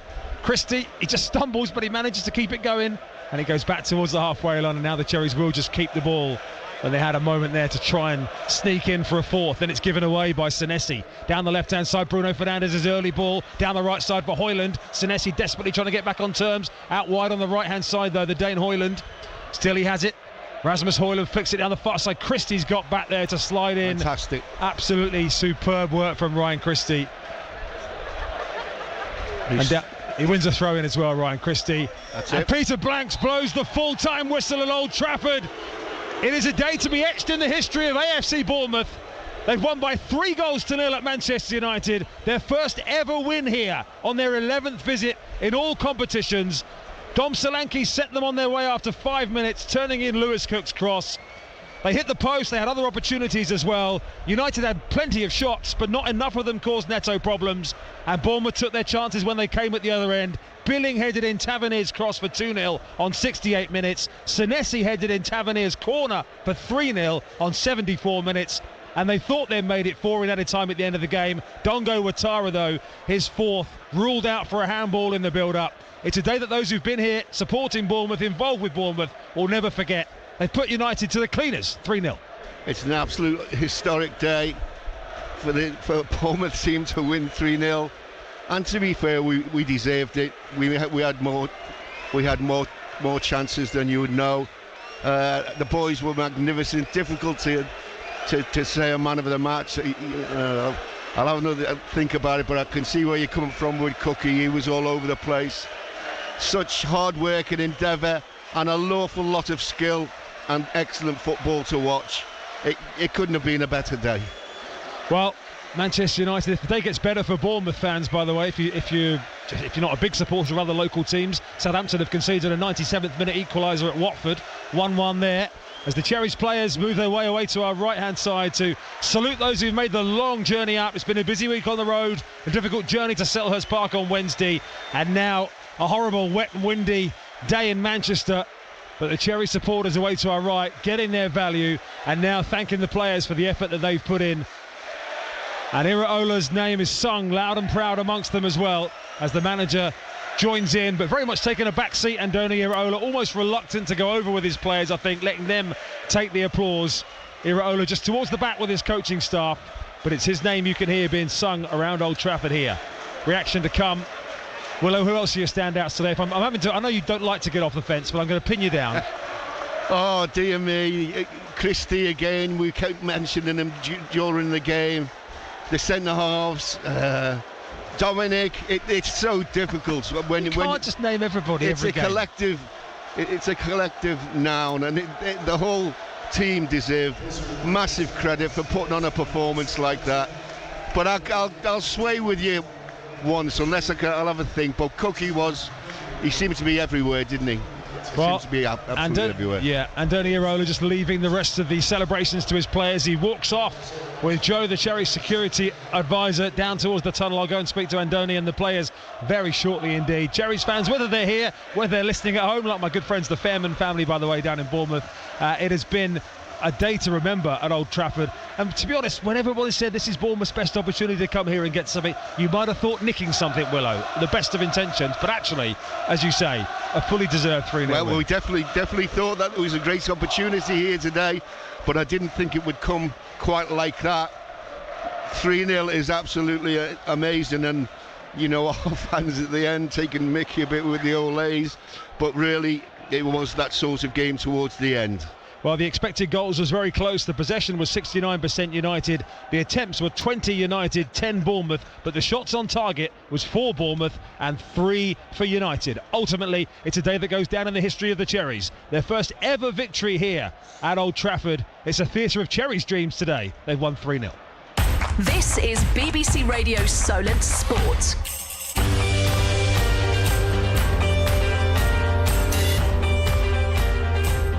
Your headlines at full time as we just tick past 5 o'clock on Solent Sport. In the Premier League, it's been a historic afternoon for the Cherries. Forward to McTominay, well read by Lewis Cook though, down the right side of the penalty. Low ball into Solent, and Bournemouth have stolen in front. Lewis Cook stole the ball, drove it across, and Solanke stroked it in. And the Cherries' travelling supporters who came with hope and belief today are in raptures away to our right as Bournemouth lead at Old Trafford inside 5 minutes. To the left side and Tavernier. Phil Billing at the back post is unmarked. The ball in towards Billing, who heads it in. And Bournemouth all of a sudden have a 2-goal lead at Old Trafford. Their attacking moments have been few and far between in the second half, but boy have they made them count as Phil Billing off the bench puts the Cherries 2 up. Absolutely magnificent. Tavernier delivering this corner kick for the Cherries once again from this near side. Goes deeper this time and powered in for a third Bournemouth goal by Senesi. His second goal in 4 days, and this is dreamland at Old Trafford. It's Manchester United 0, Bournemouth 3, and there are 75,000 boos and 1,500 cheers. Wow, what a win for Bournemouth. Could have been 4-0. Dongo Watara with one chalked off right at the end. 3 points in the bag, a third consecutive away win for the Cherries. 5 games unbeaten, now up to 13th in the table, 10 clear of the relegation zone. And a first ever win at Old Trafford in Andoni Iraola. The Cherries fans trust. They were singing his name loudly at the end of the game there. You can hear him in the background of the commentary. We'll hear from the Cherries boss in this final hour of the show, and your chance to get involved as well, please. At Solent Sport on Twitter, 08000 321 333 on WhatsApp, 81333 on the text. Start those with the word Solent, please. Bournemouth fans, where does that rank? You've had some pretty memorable days, historic days, big wins in the Premier League. Where is that one under your new manager? What about you Saints fans? You can get in touch as well in the Championship. Late disappointment at Vicarage Road. Here's what happened. He's got Ryan Fraser to his left. Fraser hangs the ball up to the back post. Adam Armstrong heads it down, and Shea Adams smashes it for his first goal in nearly 4 months. And Saints lead at Watford. It was the Adam Armstrong-Shea Adams combination. After good work from Stuart Armstrong, the cushion header from the captain, down for the man who ends his drought. He scored a winner at here 2 years ago. He's now given Saints the lead at Vicarage Road in 2023. And Shea Adams has his first goal since August the 19th. And Saints are ahead again. It's Watford 0, Southampton 1. Bayo got a header down, it's not bad, and then the long distance shot. I can't believe it's gone in, and I can't believe it is Reece Healey who's just come on the pitch, the substitute, and it's somehow gone under Bazunu's side as he's dived to his left. And Watford have rescued a point here and denied Saints 2 in the promotion race.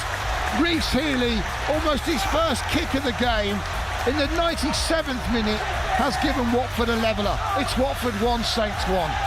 2 points dropped for Saints at the end, but they go 12 games unbeaten. Just wasn't to be a third consecutive win. 3 points now the gap to Leeds in third. Reaction from Russell Martin to come. We'll head back to Vicarage Road and speak to Joe Tessam as well. Your reaction, please, Saints fans. I'll remind you of the ways you can get in touch again. At Solent Sport on Twitter, 08000 321 333, the WhatsApp number. Make Solent the first word. Do the same if you're texting us on 81333. We brought you a featured FA Trophy commentary today as well. Eastleigh against Aldershot, Hampshire derby in the third round. Eastleigh were 1-0 up at half-time. Here's what happened in the second half. Maguire drops a shoulder, gets past a defender, crosses it into the near post.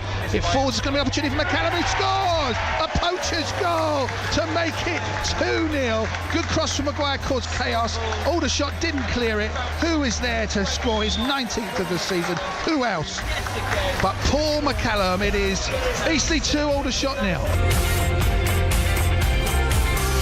Here come Aldershot. This is an opportunity for the number 22 who has scored, who's got a goal back.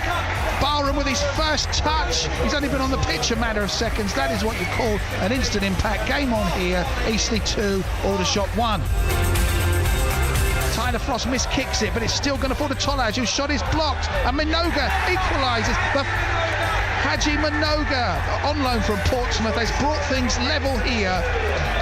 It's all turned on its head. It's Eastleigh 2, Aldershot 2. And that's how it finished at the Silver Lake Stadium. So they've gone to penalties. You can hear them being taken right now on the BBC Sport website and app. Cliff Pledge guiding you through it as it happens. Elsewhere in the FA Trophy, AFC Tottenham have been knocked out 2-0 away at Horsham. Weymouth are out as well. They lost 2-0 at Hendon.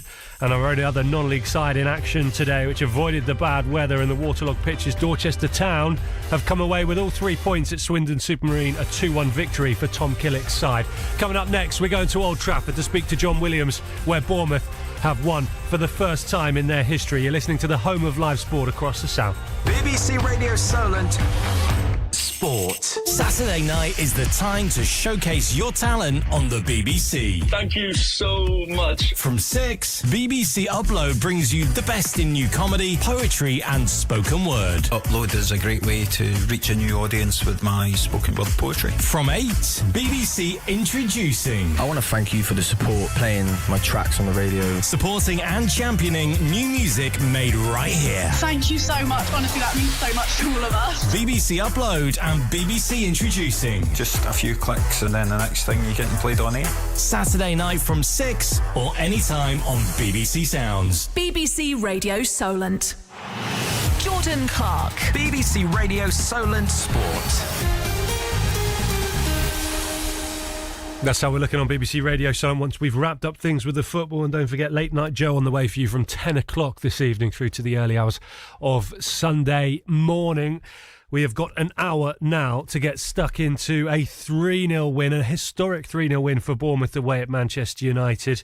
A 1-1 draw for Southampton away at Watford. A late equaliser scored by Reece Healy in the 96th minute to deny Saints all 3 points. And we'll keep you updated with what's happening at the Silver Lake Stadium as well, where they've gone to penalties after it finished Eastleigh 2, Aldershot 2 in the FA Trophy. Keep your messages coming in, please, as well. We'll come to those in a moment. We're going to head to Old Trafford first, though. Let's get some initial reaction from John Williams, former Bournemouth defender and assistant manager who was watching the game with Chris Temple. Willow, you've seen some big games, some historic wins for Bournemouth in the Premier League. Where does that one rank under Andoni Iraola? Listen, we've just, like you say, we've just watched history being made. That is the. Listen, I have to say though, on the way up, we thought this is the best chance we've had. Probably ever, you know, going back to 84, you know, through when we played here, and you know Eddie's time. But this one today, because of the way the team were performing, we thought we got a little chance here today, and look, didn't they take it? Absolutely magnificent performances all over the pitch. I've never seen Old Trafford empty out so quick in all my life. It was quite an incredible sight. but that's due to the fact the way the boys played, and especially we've got the fourth one at the end, which was a bit unlucky because his arms were all over the place when you're trying to gain balance, and it didn't quite come off. But the boys from right from the goalkeeper right through were tremendous. It was good to watch. Listen, I didn't at 2-0. I'm sitting there looking at it and I'm thinking, I feel okay here, which is unusual for me because I worry about everything. But today, it was such a solid performance. The goalkeeper came in and took charge when he had to. And it was there's so many good things happened today. I can't wait to get on and watch Match of the Day. 10:20, John Williams. Yeah, if you and Chris can make it in time, that would be penning into the diaries of every Bournemouth fan now, I'm sure, this evening. Don't miss it. Look, and you all saw it coming. I give you all credit. You, Chris, so many Bournemouth fans I saw on social media feeling like this was going to be the day. And so often when you see that, it never happens that way. It never works out. Today it did. But it's just the feeling I think we've been given from the previous games that we've watched, and the way the boys have played. Really, that's the main thing. You can see a progression every time we seem to play a game at the moment, which if you keep going, we'll certainly settle for that.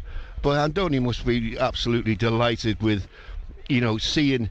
You score from a set play at the end just to compound the whole thing. Something you work on the training ground. That's absolutely magnificent fielding. It's like a double goal when something you've worked on the training ground happens and the lads pull it off. So he'll be in a great frame of mind, I'm sure, for days to come, just like all Bournemouth fans will. There's some beautiful passive movements as well. It wasn't just a smash and grab by any means.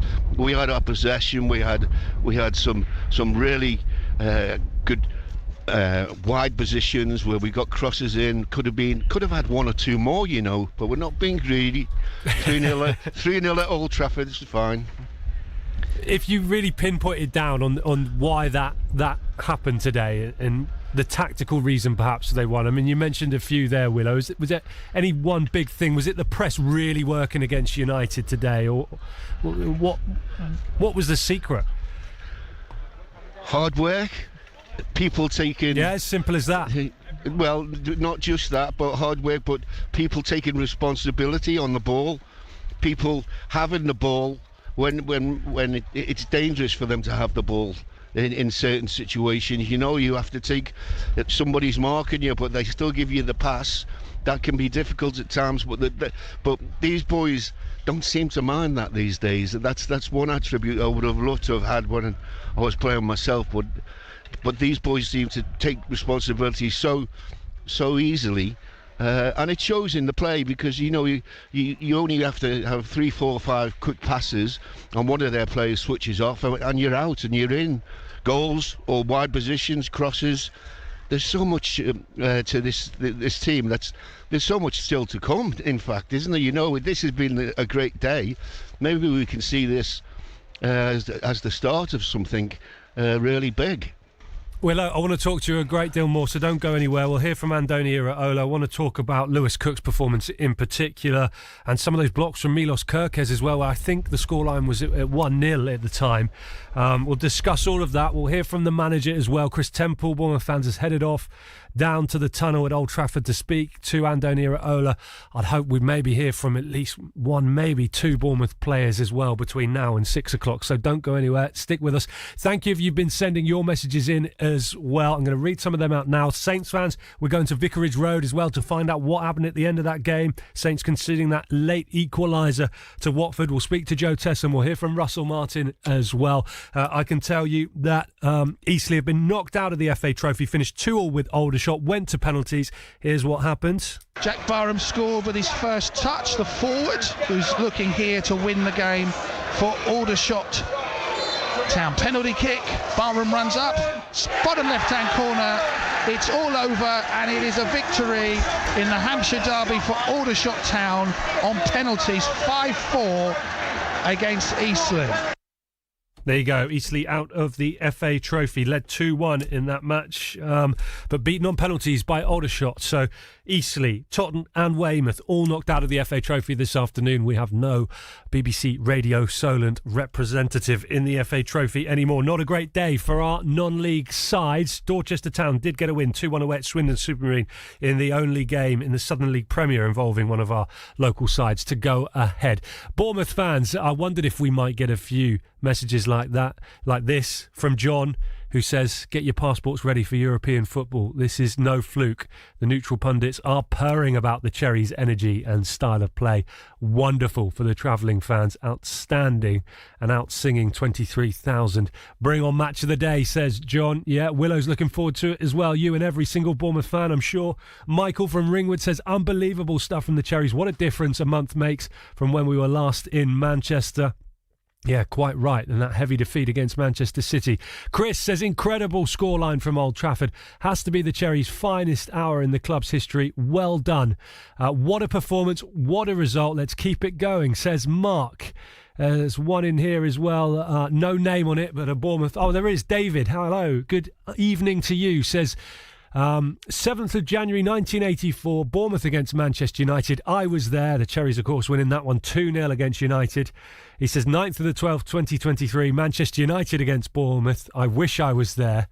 The Cherries winning 3-0 today away at Manchester United.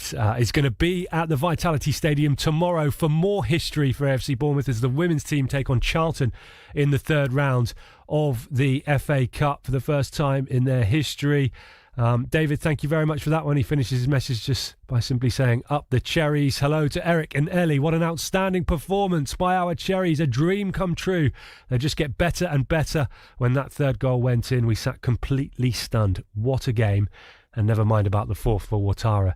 That was disallowed. This is a historic afternoon. It certainly is, guys. Thank you for listening and sending your message in. Hello to Noel, says, gutted for Dongo Ouattara to lose the goal by a dodgy handball decision by VAR. 4-0 would have been a fairer reflection of the game. It's saying something, Noel, isn't it?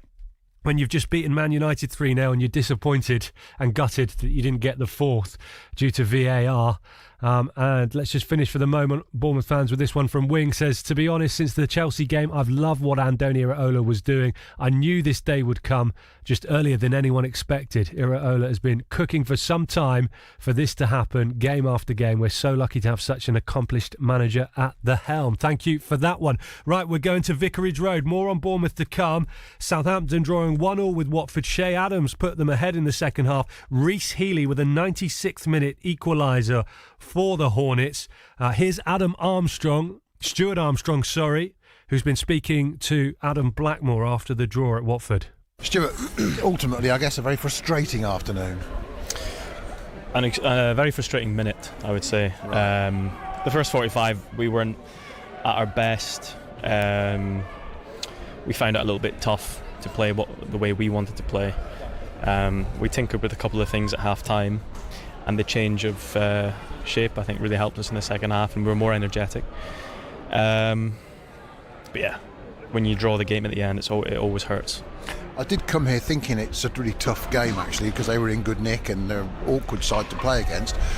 Maybe I'd have taken a point beforehand, but like you said, from the situation you were in late in the second half, you'd be annoyed. Of course, especially when you lead for so long. But I think we need to take the positives as well. It's 12 unbeaten now. You know, we want to be winning games, but if you can't win, don't lose. And every point will count towards the end of the season. So, luckily for us, there's a game coming thick and fast on Wednesday and again on Saturday, I think. So, we'll be looking to take the frustration and anger towards the end of the game today into the game on Wednesday. Just a thought about that. Coventry did brilliantly last season to make the playoffs, but with it only coming 4 days late after this one, they just keep coming, the hard game after hard game. Yeah, there's no easy game in the Championship, and there's so many games, the such schedules really intense, especially in December. So, as I said before, as disappointed we are with the finish of today's game. A draw is a draw, and we'll move on to Wednesday. Final question, Shea Adams, your international teammate, finally got his first goal for nearly 4 months. I was absolutely chuffed for him. Just a shame it wasn't the winner, as we said, but for him that's massive. Yeah, of course, Shea's a goal scorer, and I think strikers naturally will find confidence from goals. He's an excellent player, holds the ball up so well for the team, and clinical in front of goal, as you saw today. So hopefully that continues going forward. Stuart Armstrong there for Southampton, speaking to Adam Blackmore after their 1-1 draw away at Watford. Russell Martin's interview, Saints fans, not too far away. Let's go to Vicarage Road now, speak to Joe Tesson, was watching that for BBC Radio Solent. Joe, what happened at the end, and are you taking the positives from the game and the 12 matches unbeaten, or sat there disappointed not to come away with 3 points today? Yeah, I think they should be very disappointed. I feel like they were in control second half, and when that long ball comes in and they don't win that first challenge, second ball isn't picked up, and that's how it is, and that's settled the game in the 96th minute to a draw. In terms of the game on the whole and over the course of the 90 minutes, though, up until that point, how much control were Southampton in? They controlled the game really well, and they first half was really poor, and second half, they, like Stuart Armstrong said, they tweaked the formation a little bit, and that seemed to make the difference. They got Alcaraz off, who didn't have a very good game, and they played a basic 4-3-3, and the tempo and the forward playing passes were really good second half. The question we can raise here: why we can't kill teams off? Why can't we score more than one? That is a question we need to start raising, because that will win us the game. Because we were in control, and when you're in control, you just need to score the second one, and the game is gone. And then you don't have to deal with the long ball in the end that causes problem. And have you got the answer, Joe? I feel like you have got it there on the tip of your tongue. I feel like we've probably spoken about it already this season multiple times. Yeah, it's killing games off. It's getting the ball in the box, contributing, going in, taking a gamble, and making sure you're in the box and get crosses in, and just do the basics in football, and you will probably win the game. Let's hear from the Saints boss, Russell Martin. That interview back in now. He's been speaking to Adam Blackmore. Well, I'm really disappointed with how it ended, of course. I'm really frustrated. I'm disappointed. I thought we were managing the game really well up to that point. I don't think we were hanging on at any point, really. We actually, I thought, felt like we had looked more likely to score when they were committing so many volleys. We kept playing through, and then won the ball back and were really aggressive. But it needs to come to more, and we have to get their second goal to kill the game off, and we had opportunities to do that. Their goalie makes one really brilliant save, Ben. Gavin makes two in the game, really good saves. And then the nature of the goal we concede, that's what's frustrating me the most. I think it's such a poor goal to concede. They smash one big ball up the middle of the pitch. We should head it clear. A bit of a lack of communication there. So we try and get under the ball, and so it goes through to Gav, which we asked them to do a lot, but maybe not that low on the pitch. So we'll look at that. And then he scuffed one in, and it shouldn't go in. But I was actually really pleased with the second half performance. I thought we were good. The first half we gave the ball away way too much in the middle third. The guys at the back were fantastic in the middle third. The energy with the ball, and it's not down to technical capability. It was just the energy wasn't there, because they're fantastic footballers, and they're brilliant people, and they're growing in confidence and courage all the time. But the ball turned over way too much, and so it weren't as smooth or as fluid as it could have been or should have been, albeit it was quite controlled. And the second half was better. We had more of a threat. Ryan Fraser come on, gave us a bit of the shape. Change helped us, I think. So I'm disappointed that the game ends up how it does, because we should be here at least 1-0, because they didn't really have much at all in that last 15 minutes. And the shame for your two centre-backs with the way they scored is that they'd been immense all afternoon. I thought the blocks and interceptions. Yeah, but it's one of them. So you have a moment in a game where it's difficult. We didn't quite deal with it well enough. And Gavin and the two centre-halves will be frustrated with that, but they've been amazing, so I'm not going to criticise them. I'm not also going to lie, we should do better for the goal and it shouldn't go in. So I'm disappointed. Like if someone scores in the top corner or they score a brilliant team goal or whatever. So I'm more disappointed about that. Pleased for Shea Adams though to get his first goal since August. That was big for him. Yeah, he was really good. He was very good when he went as the 9 and become the focal point of the attack in the second half. Playing a bit of a different role in the first half, obviously, which I thought he did really well against Cardiff. But that goal doing the world of good. He was great today, and hopefully that will give him some confidence and he can kick on. Just a final thought, please, on Flynn Downs, his illness. How is he? Yeah, it's a big loss for us today. So I don't think you can underestimate that. What I would say is Joe Aribo coming in the team was outstanding. Incredibly proud of him for playing like that when he hasn't played very much. And I thought Shea Charles did great, but against a team that's so athletic as well. Flynn was a big loss for us because of his athleticism and aggression, but he really tried, bless him. He drove up late, he was sick, and he drove up late yesterday, last night, separately from the team to see if he could get fit, but he woke up this morning and was still really poorly, so he's gone home and hopefully he gets fit and recovers very quickly. There you go, Russell Martin, the Saints boss, with Adam Blackmore after a 1-1 draw away at Watford in the Championship this afternoon. Shea Adams with the opener for Saints in the second half. Reece Healy with a 96th minute equaliser for Watford. We'll go back to Joe Tessam in a second. Let's just read some of your messages, Saints fans. Steve's in touch from Ashurst, says shocking result for Saints. They're playoff bound seemingly and out of the race for the top two. It won't matter if they finish third or sixth. They're going to have to do it via the lottery. But even if they went up, their levels are nowhere near good enough for the Premier League. Steve, thank you very much for that one. Hello to Stet as well in touch. Says, before the game, I fretted about an away loss in hope for a draw. I was gutted to leak so late in the game, but unbeaten run continues. Thank you for that one. Hello to Chris. Listening in from Newport, says dropping 2 points late is always painful. Today's game was characterised by a ref who did Saints few favours and a Watford side which seems to be one of the dirtiest teams in the division. Chris, thank you for that one. Hello to Jim in Fareham, says Saints only have themselves to blame. Would have been a scrappy win, but for a Bazunu howler, didn't keep the ball well enough. Jim, thank you. And hello to Gouldy as well. Goldie says, gutted with the result today. We're always likely to let one in.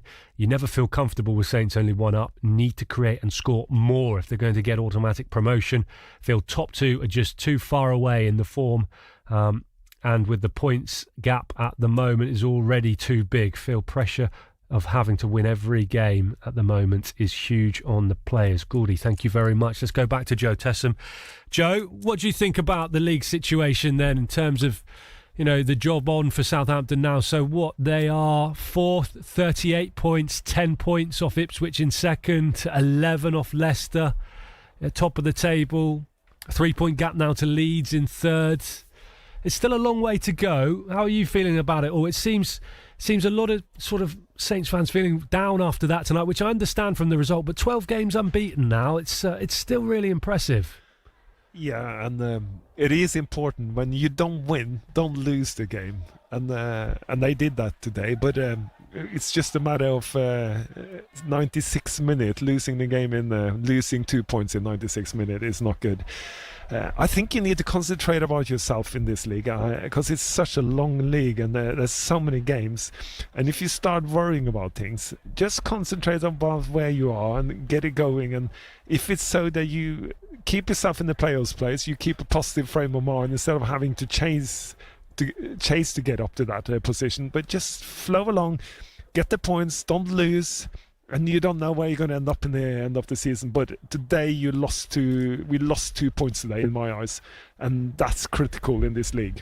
You gotta get those 3 points in when you can get them. And today we should have had them second half. We've been talking Gavin Bazunu up a lot lately, but do we just have to accept he's a young goalkeeper? Those mistakes are going to happen. Yeah, I just praised him, didn't I? Just before that last goal and the last long ball and the shot between Bednarek's left, which he scuffed shot in, but he looks like he can do more from that. He just had two brilliant saves in the game. Well, one first half and one second half, and then that save in the end when he should make it, he doesn't, and that is kind of where you keep yourself in the game and win 3 points, and you need keepers to save the points, and he didn't in the end, and that's unfortunate, but that's a learning curve for him as well. But he had brilliant saves today, so you criticizing him, also got to praise him because he had 2 really good saves in the game. We just heard from Russell Martin there on Flynn down, so travelled up separately to the rest of the team in the hope that he would recover and be fit for today's game, but missed out in the end through illness, so we'll wait and see whether he's ready to go for the trip to Coventry on Wednesday night. Joe Aribo came in for him. Joe, how did he get on today? Joe Aribo did really well today. I thought he worked hard, he picked up his position. It was tricky for him first half because they tried to tweak the 4-3-3 more into a diamond in midfield.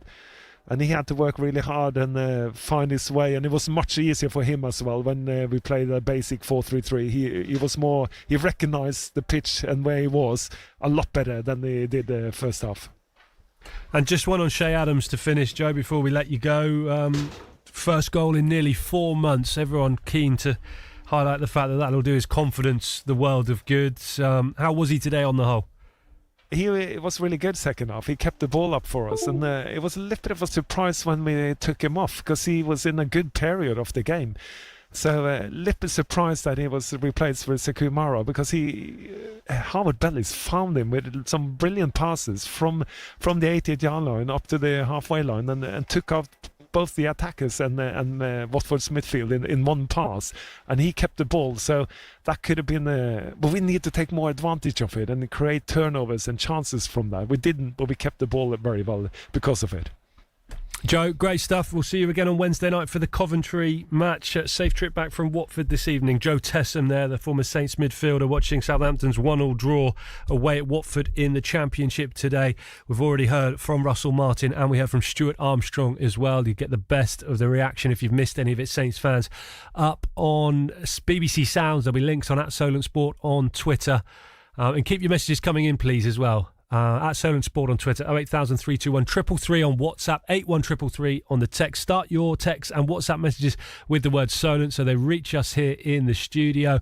Bournemouth fans still getting in touch in large numbers to celebrate that win. Historic win away at Old Trafford this afternoon, 3-0 against Manchester United. Cherries fans, we're still waiting for Andoni Iraola. I imagine he's got a lot of interviews to do after that. Hopefully he will speak to Chris Temple in the not too distant future, maybe some player reaction as well. We've got another half an hour with you through until 6 o'clock this evening. I've got some more of your messages as well. My Twitter feed is just refreshed and there's loads from Bournemouth fans, so let's do some of those now. Chris says, what a result. Never expected that from Bournemouth today. Well done, and well done Andoni Iraola. Enjoyed the excitement in the commentary from Chris Temple and John Williams. Thank you, Chris. Hello to Paul, who says better start making room for that Andoni Iraola statue at Vitality Stadium. Cherry simply wanted it more today. Paul, thank you. The AFC Bournemouth Sydney supporters group with a very simple tweet this evening, just saying unbelievable on the @SolentSport account. Thank you, guys. What a great result, says Alex, and a great run that we are on. Great performance all over the pitch. Anyone who didn't understand the manager swap over the summer will understand it now. How's that for only tiny Bournemouth, says Alex. Yeah, Roy Hodgson, I think, called Bournemouth tiny Bournemouth, didn't he, post-match on Wednesday night. It was a little bit tongue-in-cheek from Roy Hodgson, I think, highlighting the fact that Bournemouth very much aren't that and are much better than everyone thinks they are. And you're right, Alex, maybe now those national pundits will start to believe it as well. I wonder how many Bournemouth fans feel... based on everything they've seen now over the last few months, exactly where this team is at, but more importantly, perhaps, without getting too carried away, where this team might be going under Andoni Iraola. Who else have we got? We got Daniel, who says, what a beautiful day. Such a great performance from the wonderful AFC Bournemouth. Very proud of the team and staff. What a time to be a Cherries fan.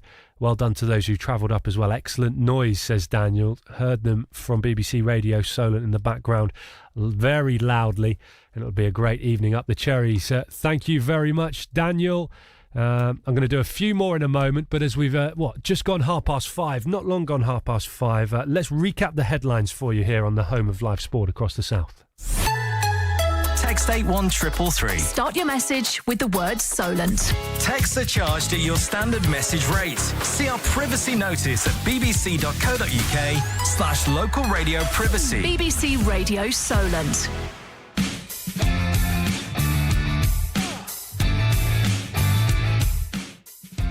Let's start in the Premier League then. Your headlines at just gone 5:30 on Saturday, the 9th of December. Bournemouth made history this afternoon, their first ever win away at Manchester United.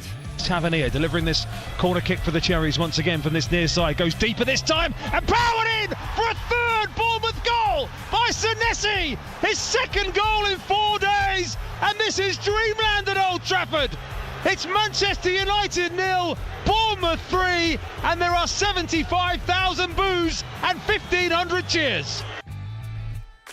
A historic afternoon for AFC Bournemouth, and also a fifth game unbeaten now, 3 consecutive away wins.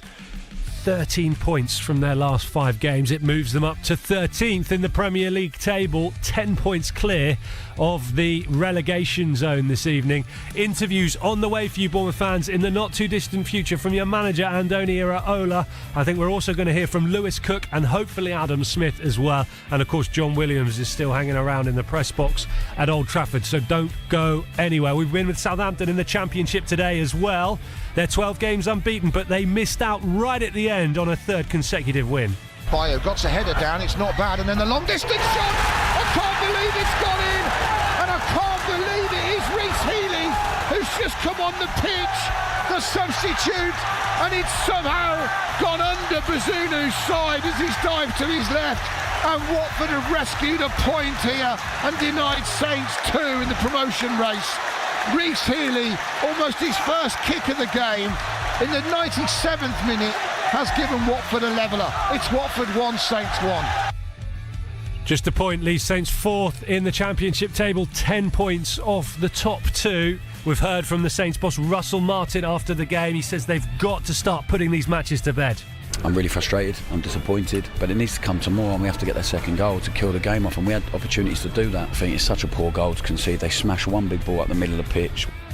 That interview will be going up on BBC Sounds. Links on @Solent Sport. We also heard from Stuart Armstrong as well, the Southampton midfielder, after that draw away at Watford. What about our featured non-league game today? The FA Trophy, third round. Eastleigh, well, they led 1-0 and then 2-1. Or 2-0, sorry, they were leading against Aldershot. They were pegged back to 2-2. It went to penalties, and this happened. Jack Barham scored with his first touch, the forward, who's looking here to win the game for Aldershot Town. Penalty kick, Barham runs up, bottom left-hand corner, it's all over, and it is a victory in the Hampshire Derby for Aldershot Town on penalties, 5-4 against Eastleigh. Tottenham were knocked out as well, 2-0 away at Horsham, and Weymouth lost in the FA Trophy at Hendon 2-0. So all of our local sides out of the competition. There was a non-league win today in the one game that went ahead involving a local side in the Southern League Premier Division. Dorchester Town 2-1 victory away at Swindon Supermarine. Will Fletcher with both of the goals for Tom Killick's side.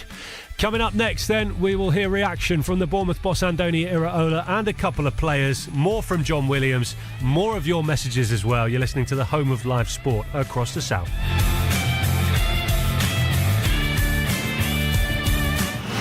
Solent Sport for all the breaking news and team news from across Hampshire, Dorset and the Isle of Wight. BBC Radio Solent Sport.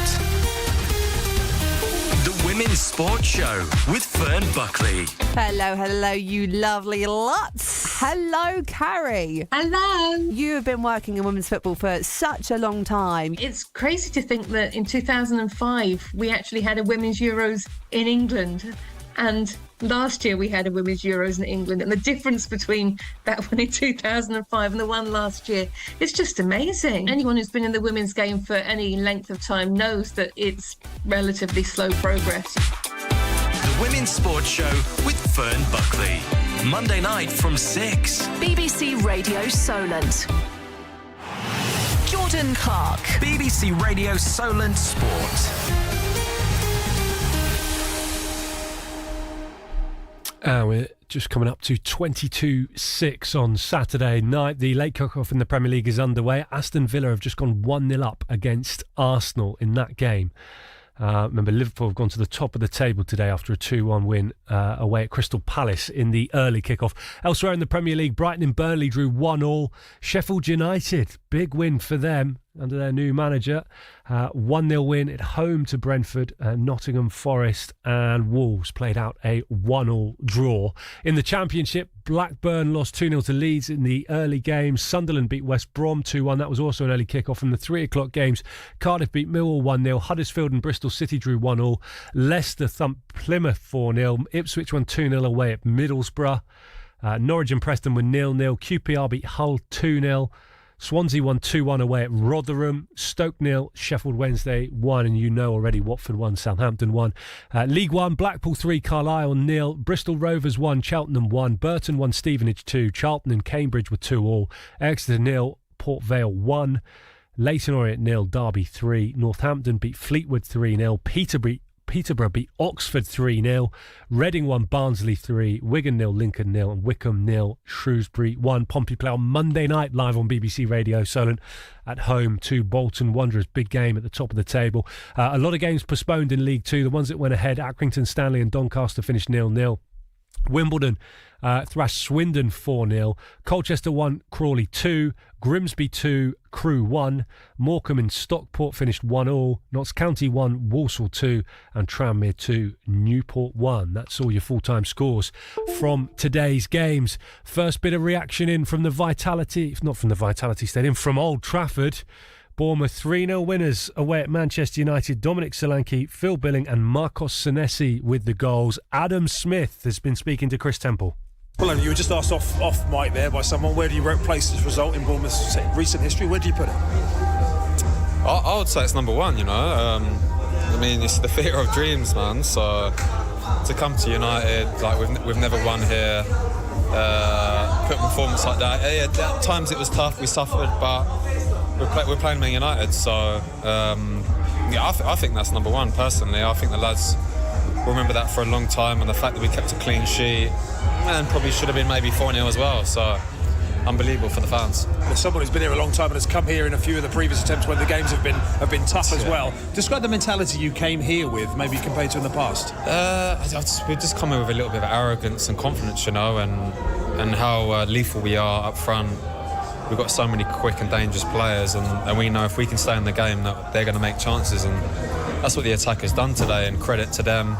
Also the defence done amazing, so all-round performance was 10 out of 10. Has that been the biggest thing, that this is an all-round performance? Because when people are trying to choose players at a match and things, it's absolutely impossible at the minute. No, honestly, we were suffering a lot, man. We was defending for long periods. People that haven't played the game, honestly, it's like you're suffocating, you know. So you don't get a breather. They were putting pressure on us. The crowd was getting behind them at certain times, and we just kept that clean sheet. Everyone dug in, everyone was defending, and then obviously the counter, we're so dangerous. I think you had 4 shots on target, plus Dom hitting the post, scored 3 goals. I mean, talk about being ruthless. Yeah, and Gaffer spoke about that in recent weeks. I mean, against Newcastle we had so many chances, and Sheffield United we should have won by more. So we've definitely, spoke about this, and we need to take our chances and be more ruthless, and I mean that showed today. How much are you enjoying being in this team? I'll say it's one of my enjoyable moments, if I'm honest. That season maybe when we finished 9th, but it's a different team that I'm in now. That's just the pace and power that we've got is just like honestly off the charts, and even the attacking players that we've got coming off the bench, it's just honestly scary how good this group is and how good it could be. When you're up against someone like Garnacho today, and I mean he's cut in a few times, but I mean he hasn't made any notable contributions in the game. Do you take away that personally as a big positive of the game? Yeah, for sure. I mean, recent weeks he's been on form and he's given defenders a tough time, and but I've got to give credit to Lewis Cook also helping me out. That makes a lot of difference, not isolating just me and him. So credit to Lou helping me out. But like I said, it's just a whole round team performance was top. When people see this result, I guess nationally or globally, they look at the Premier League, and there's more headlines about United losing than you winning today. Of course, It's Little Bournemouth, isn't it? So, Man United's a powerhouse, isn't it? So everyone's going to be talking about how bad, well, they weren't even that bad, but everyone's just going to talk about United, but that doesn't really bother us. We're here to do a job, and that's what we've done, and then enjoy a few days off, and then look forward to Luton, because it's going to be another tough game, and we can't get too carried away. We have to keep humble and work harder, and start looking up the table instead of being in a relegation battle that is not enjoyable.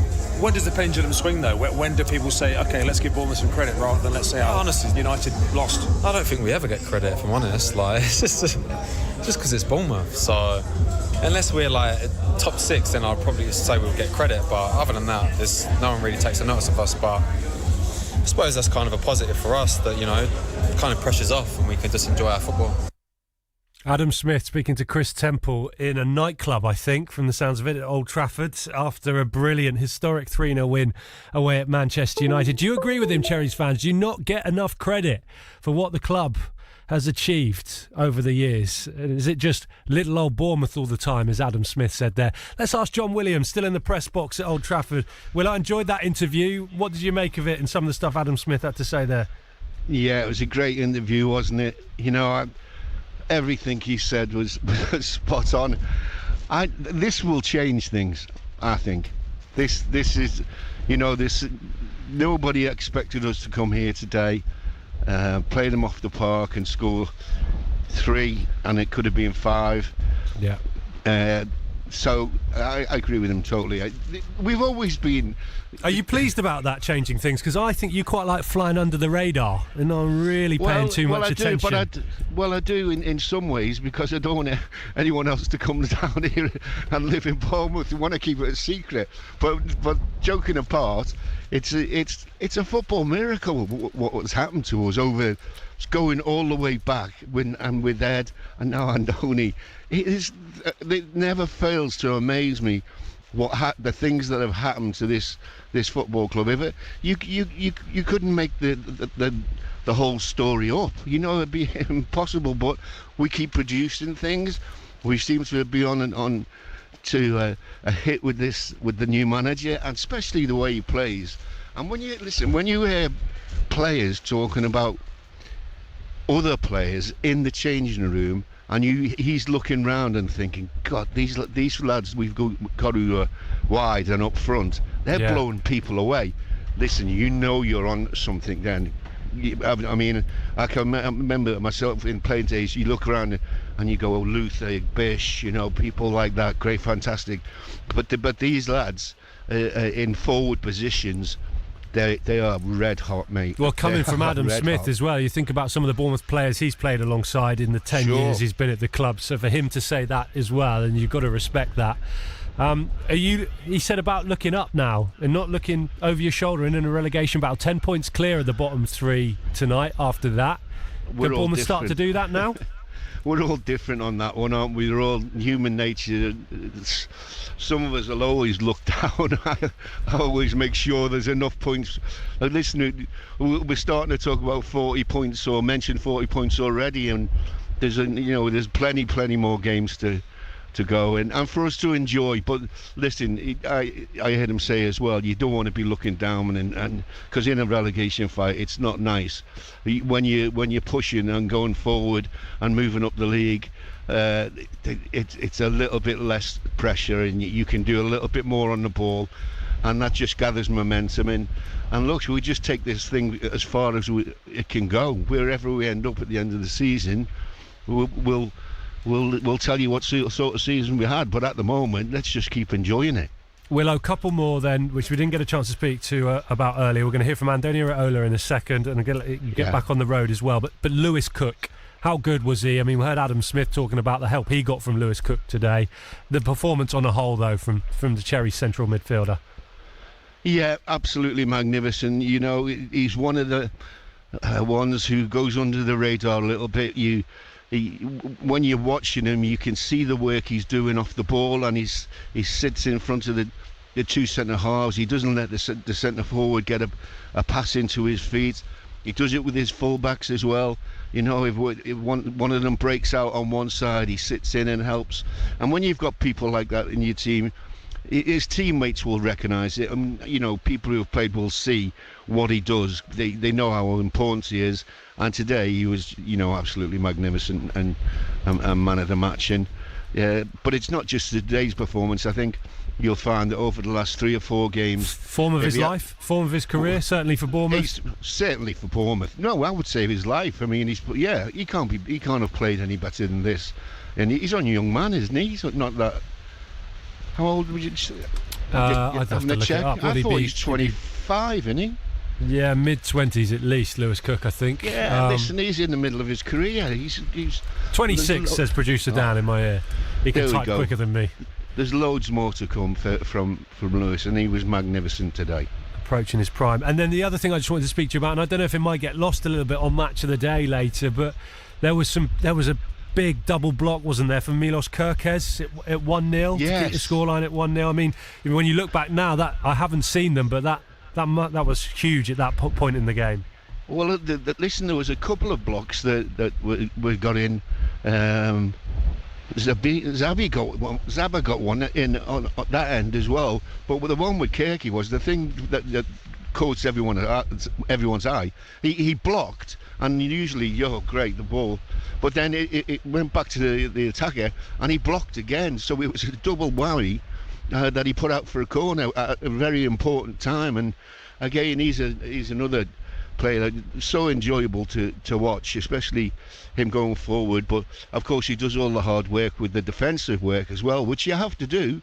I love fullbacks getting forward, but I think first and foremost, make sure you're solid as a back four, and we certainly have that at the moment. Back five with the goalkeeper. Sarah Jane says, I don't care if we don't get the credit, let's just let the football do the talking. Sarah Jane, thank you very much for that one. Hello to Paul. What a win, he says. Awesome performance. Defending was magnificent. It's so clinical in attack. History's made. Onwards and upwards. Well done, you mighty cherries, says Paul. Neil says, what a performance. I've won, I'm not sure if there's a typo, Paul, or if you've won 20 quid or 20 Kit Kats, which is what it says on my screen, from a Man United supporter. Obviously a bet around the game today. He says, fantastic belief from the Cherry supporters, and such a big leap from -17 to where we are now. Excited beyond belief is Neil in Swanage. Yeah, you and I'm sure most Bournemouth fans tonight. Steve Butler says, I've never seen Old Trafford empty so quickly. Ryan Christie was his man of the match today. And hello to Amanda, such a great win for the Cherries. Perhaps now the pundits will admit that we traded up. And not down, of course, with the move from Gary O'Neill to Andoni Iraola. Adam Smith is so right too, says Amanda. The team don't get enough credit. Let's hear from your manager now as well. Andoni Iraola speaking to Chris Temple after a 3-0 win away at Manchester United. He is the first Bournemouth manager to mastermind a win at Old Trafford. Andoni, in results in your career as a player and a manager, where does that one rank? It has to be quite high. I would say it has to be quite high. I think I feel lucky, because I was there outside helping the players, but at the end they were the ones having the performance and fighting, and today they were really good. This is your lucky ground. You won here with Athletic Bilbao, you've won here with Bournemouth, you also want to come here every week. Yes, it's very nice to play in this atmosphere, in this stadium. I think you have to enjoy when you win these kind of games, because normally it doesn't happen a lot. And I think today players and supporters deserved it. What was the key to the performance today? Another early goal, of course, set you on your way. Yeah, I think to score first is important, but not as important as the other day against Palace. You know that here you are going to suffer. There will be a lot of chances for you against an open game. For me, the key has been the defensive side, to keep the clean sheet. We knew that we will have our chances on transitions with the players we have up front, but to keep the clean sheet, I think was the key. Bearing in mind how many changes you've had to make in recent weeks in your defensive line until this line came together, how pleased have you been with how quickly they've gelled? I think we've improved a lot. Last 6-7 games defensively, I think we've conceded very few chances. Even against Villa, that we conceded 2 goals, we defended really well, and last 2 clean sheets away have given us the 6 points, and it's what we needed to improve more, because we were being already offensive and having the chances, but we were not defending as well at the beginning, obviously. And how much has the players' fitness played a big part? The work they've done with their fitness, because people like Ryan Christie, Lewis Cook, they're chasing every blade of grass. Everybody is. Yeah, but they were also at the beginning of the season. We have very good physical numbers. I think the players are willing to run. They are in a good moment physically.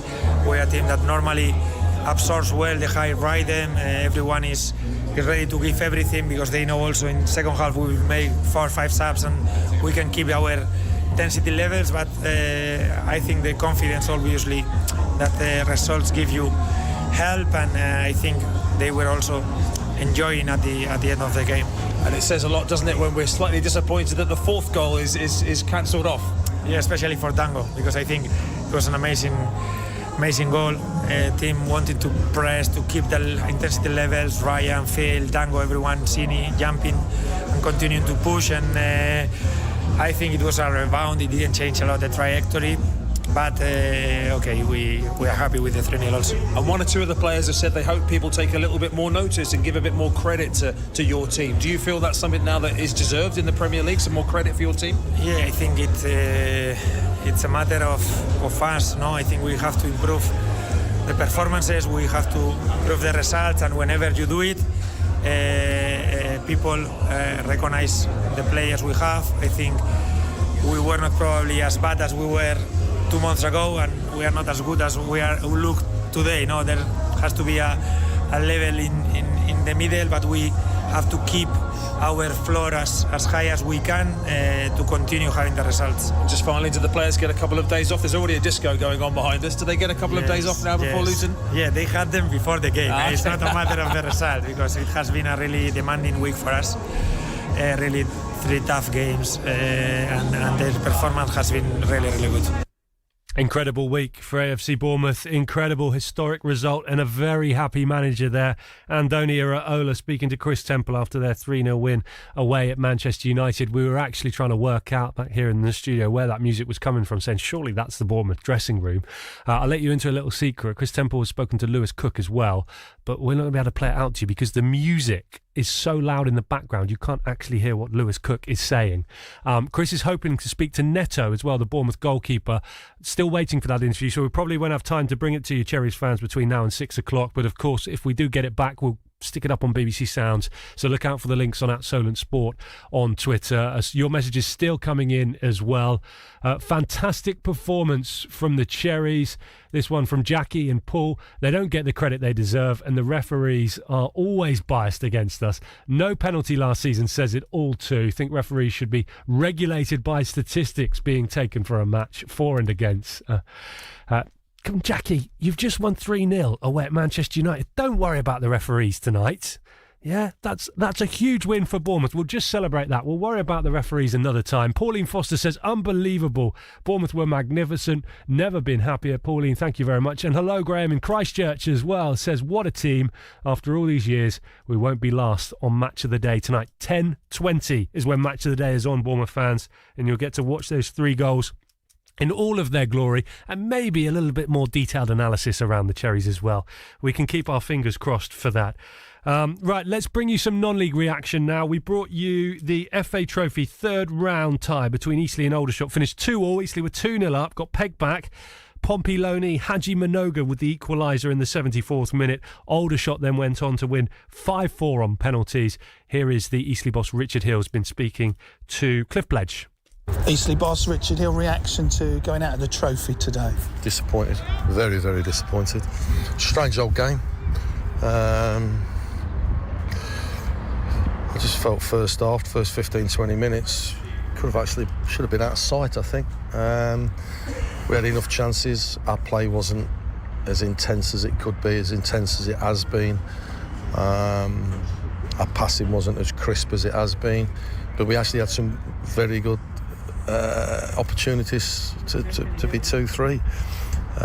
Probably after 30 minutes you'd have been, we perhaps should have been a couple up, but you always know with Aldershot that the team they've got, the players they've got, they weren't going to come out the same second half, and we never got the grips with it second half. Doesn't help going down to 10 men, and when they're 2-0 down, they can only lose the game once, they can only lose the cup tie once, and they just gave it everything, and they've got threats all over the place, and with the one-man advantage they just kept picking us off. Despite going a man down, you then went 2-0 up, so I guess it must be disappointing from 2 up not to get through. Of course it is, but it's difficult. It's difficult. They just threw caution to the wind, didn't they? Their wing backs were playing as wingers, their midfield were playing as centre forwards, and rightly so. They had to get back into the game, and once it got back to 2-2, you see the emphasis change a little bit. Then they dropped a little bit deeper, didn't they? The wing backs weren't getting as high up the pitch, so it's disappointing. I have to see the sending off. But that's not the reason we lost the game today. Jordan Clark, BBC Radio Solent Sport. Eastleigh boss Richard Hill with Cliff Pledge there after a disappointing afternoon in the FA Trophy, knocked out on penalties 5-4 by Aldershot. That's just about all we've got time for this evening. Thank you very much for being with us on Solent Sport. Let me tell you what's coming up tomorrow from 1 o'clock. We have got a special women's football show for you in the FA Cup.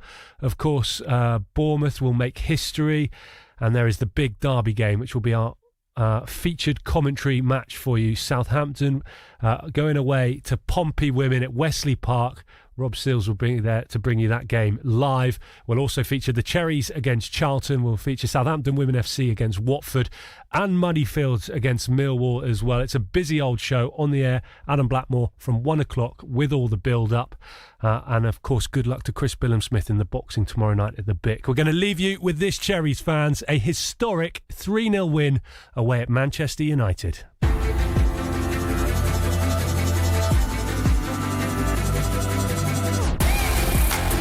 Forward to McTominay, well read by Lewis Cook though, down the right side of the penalty. Low ball into Solanke, and Bournemouth have stolen in front. Lewis Cook stole the ball, drove it across, and Solanke stroked it in. To the left side and Tavernier, Phil Billing at the back post is unmarked. The ball in towards Billing, who heads it in, and Bournemouth all of a sudden have a 2-goal lead at Old Trafford.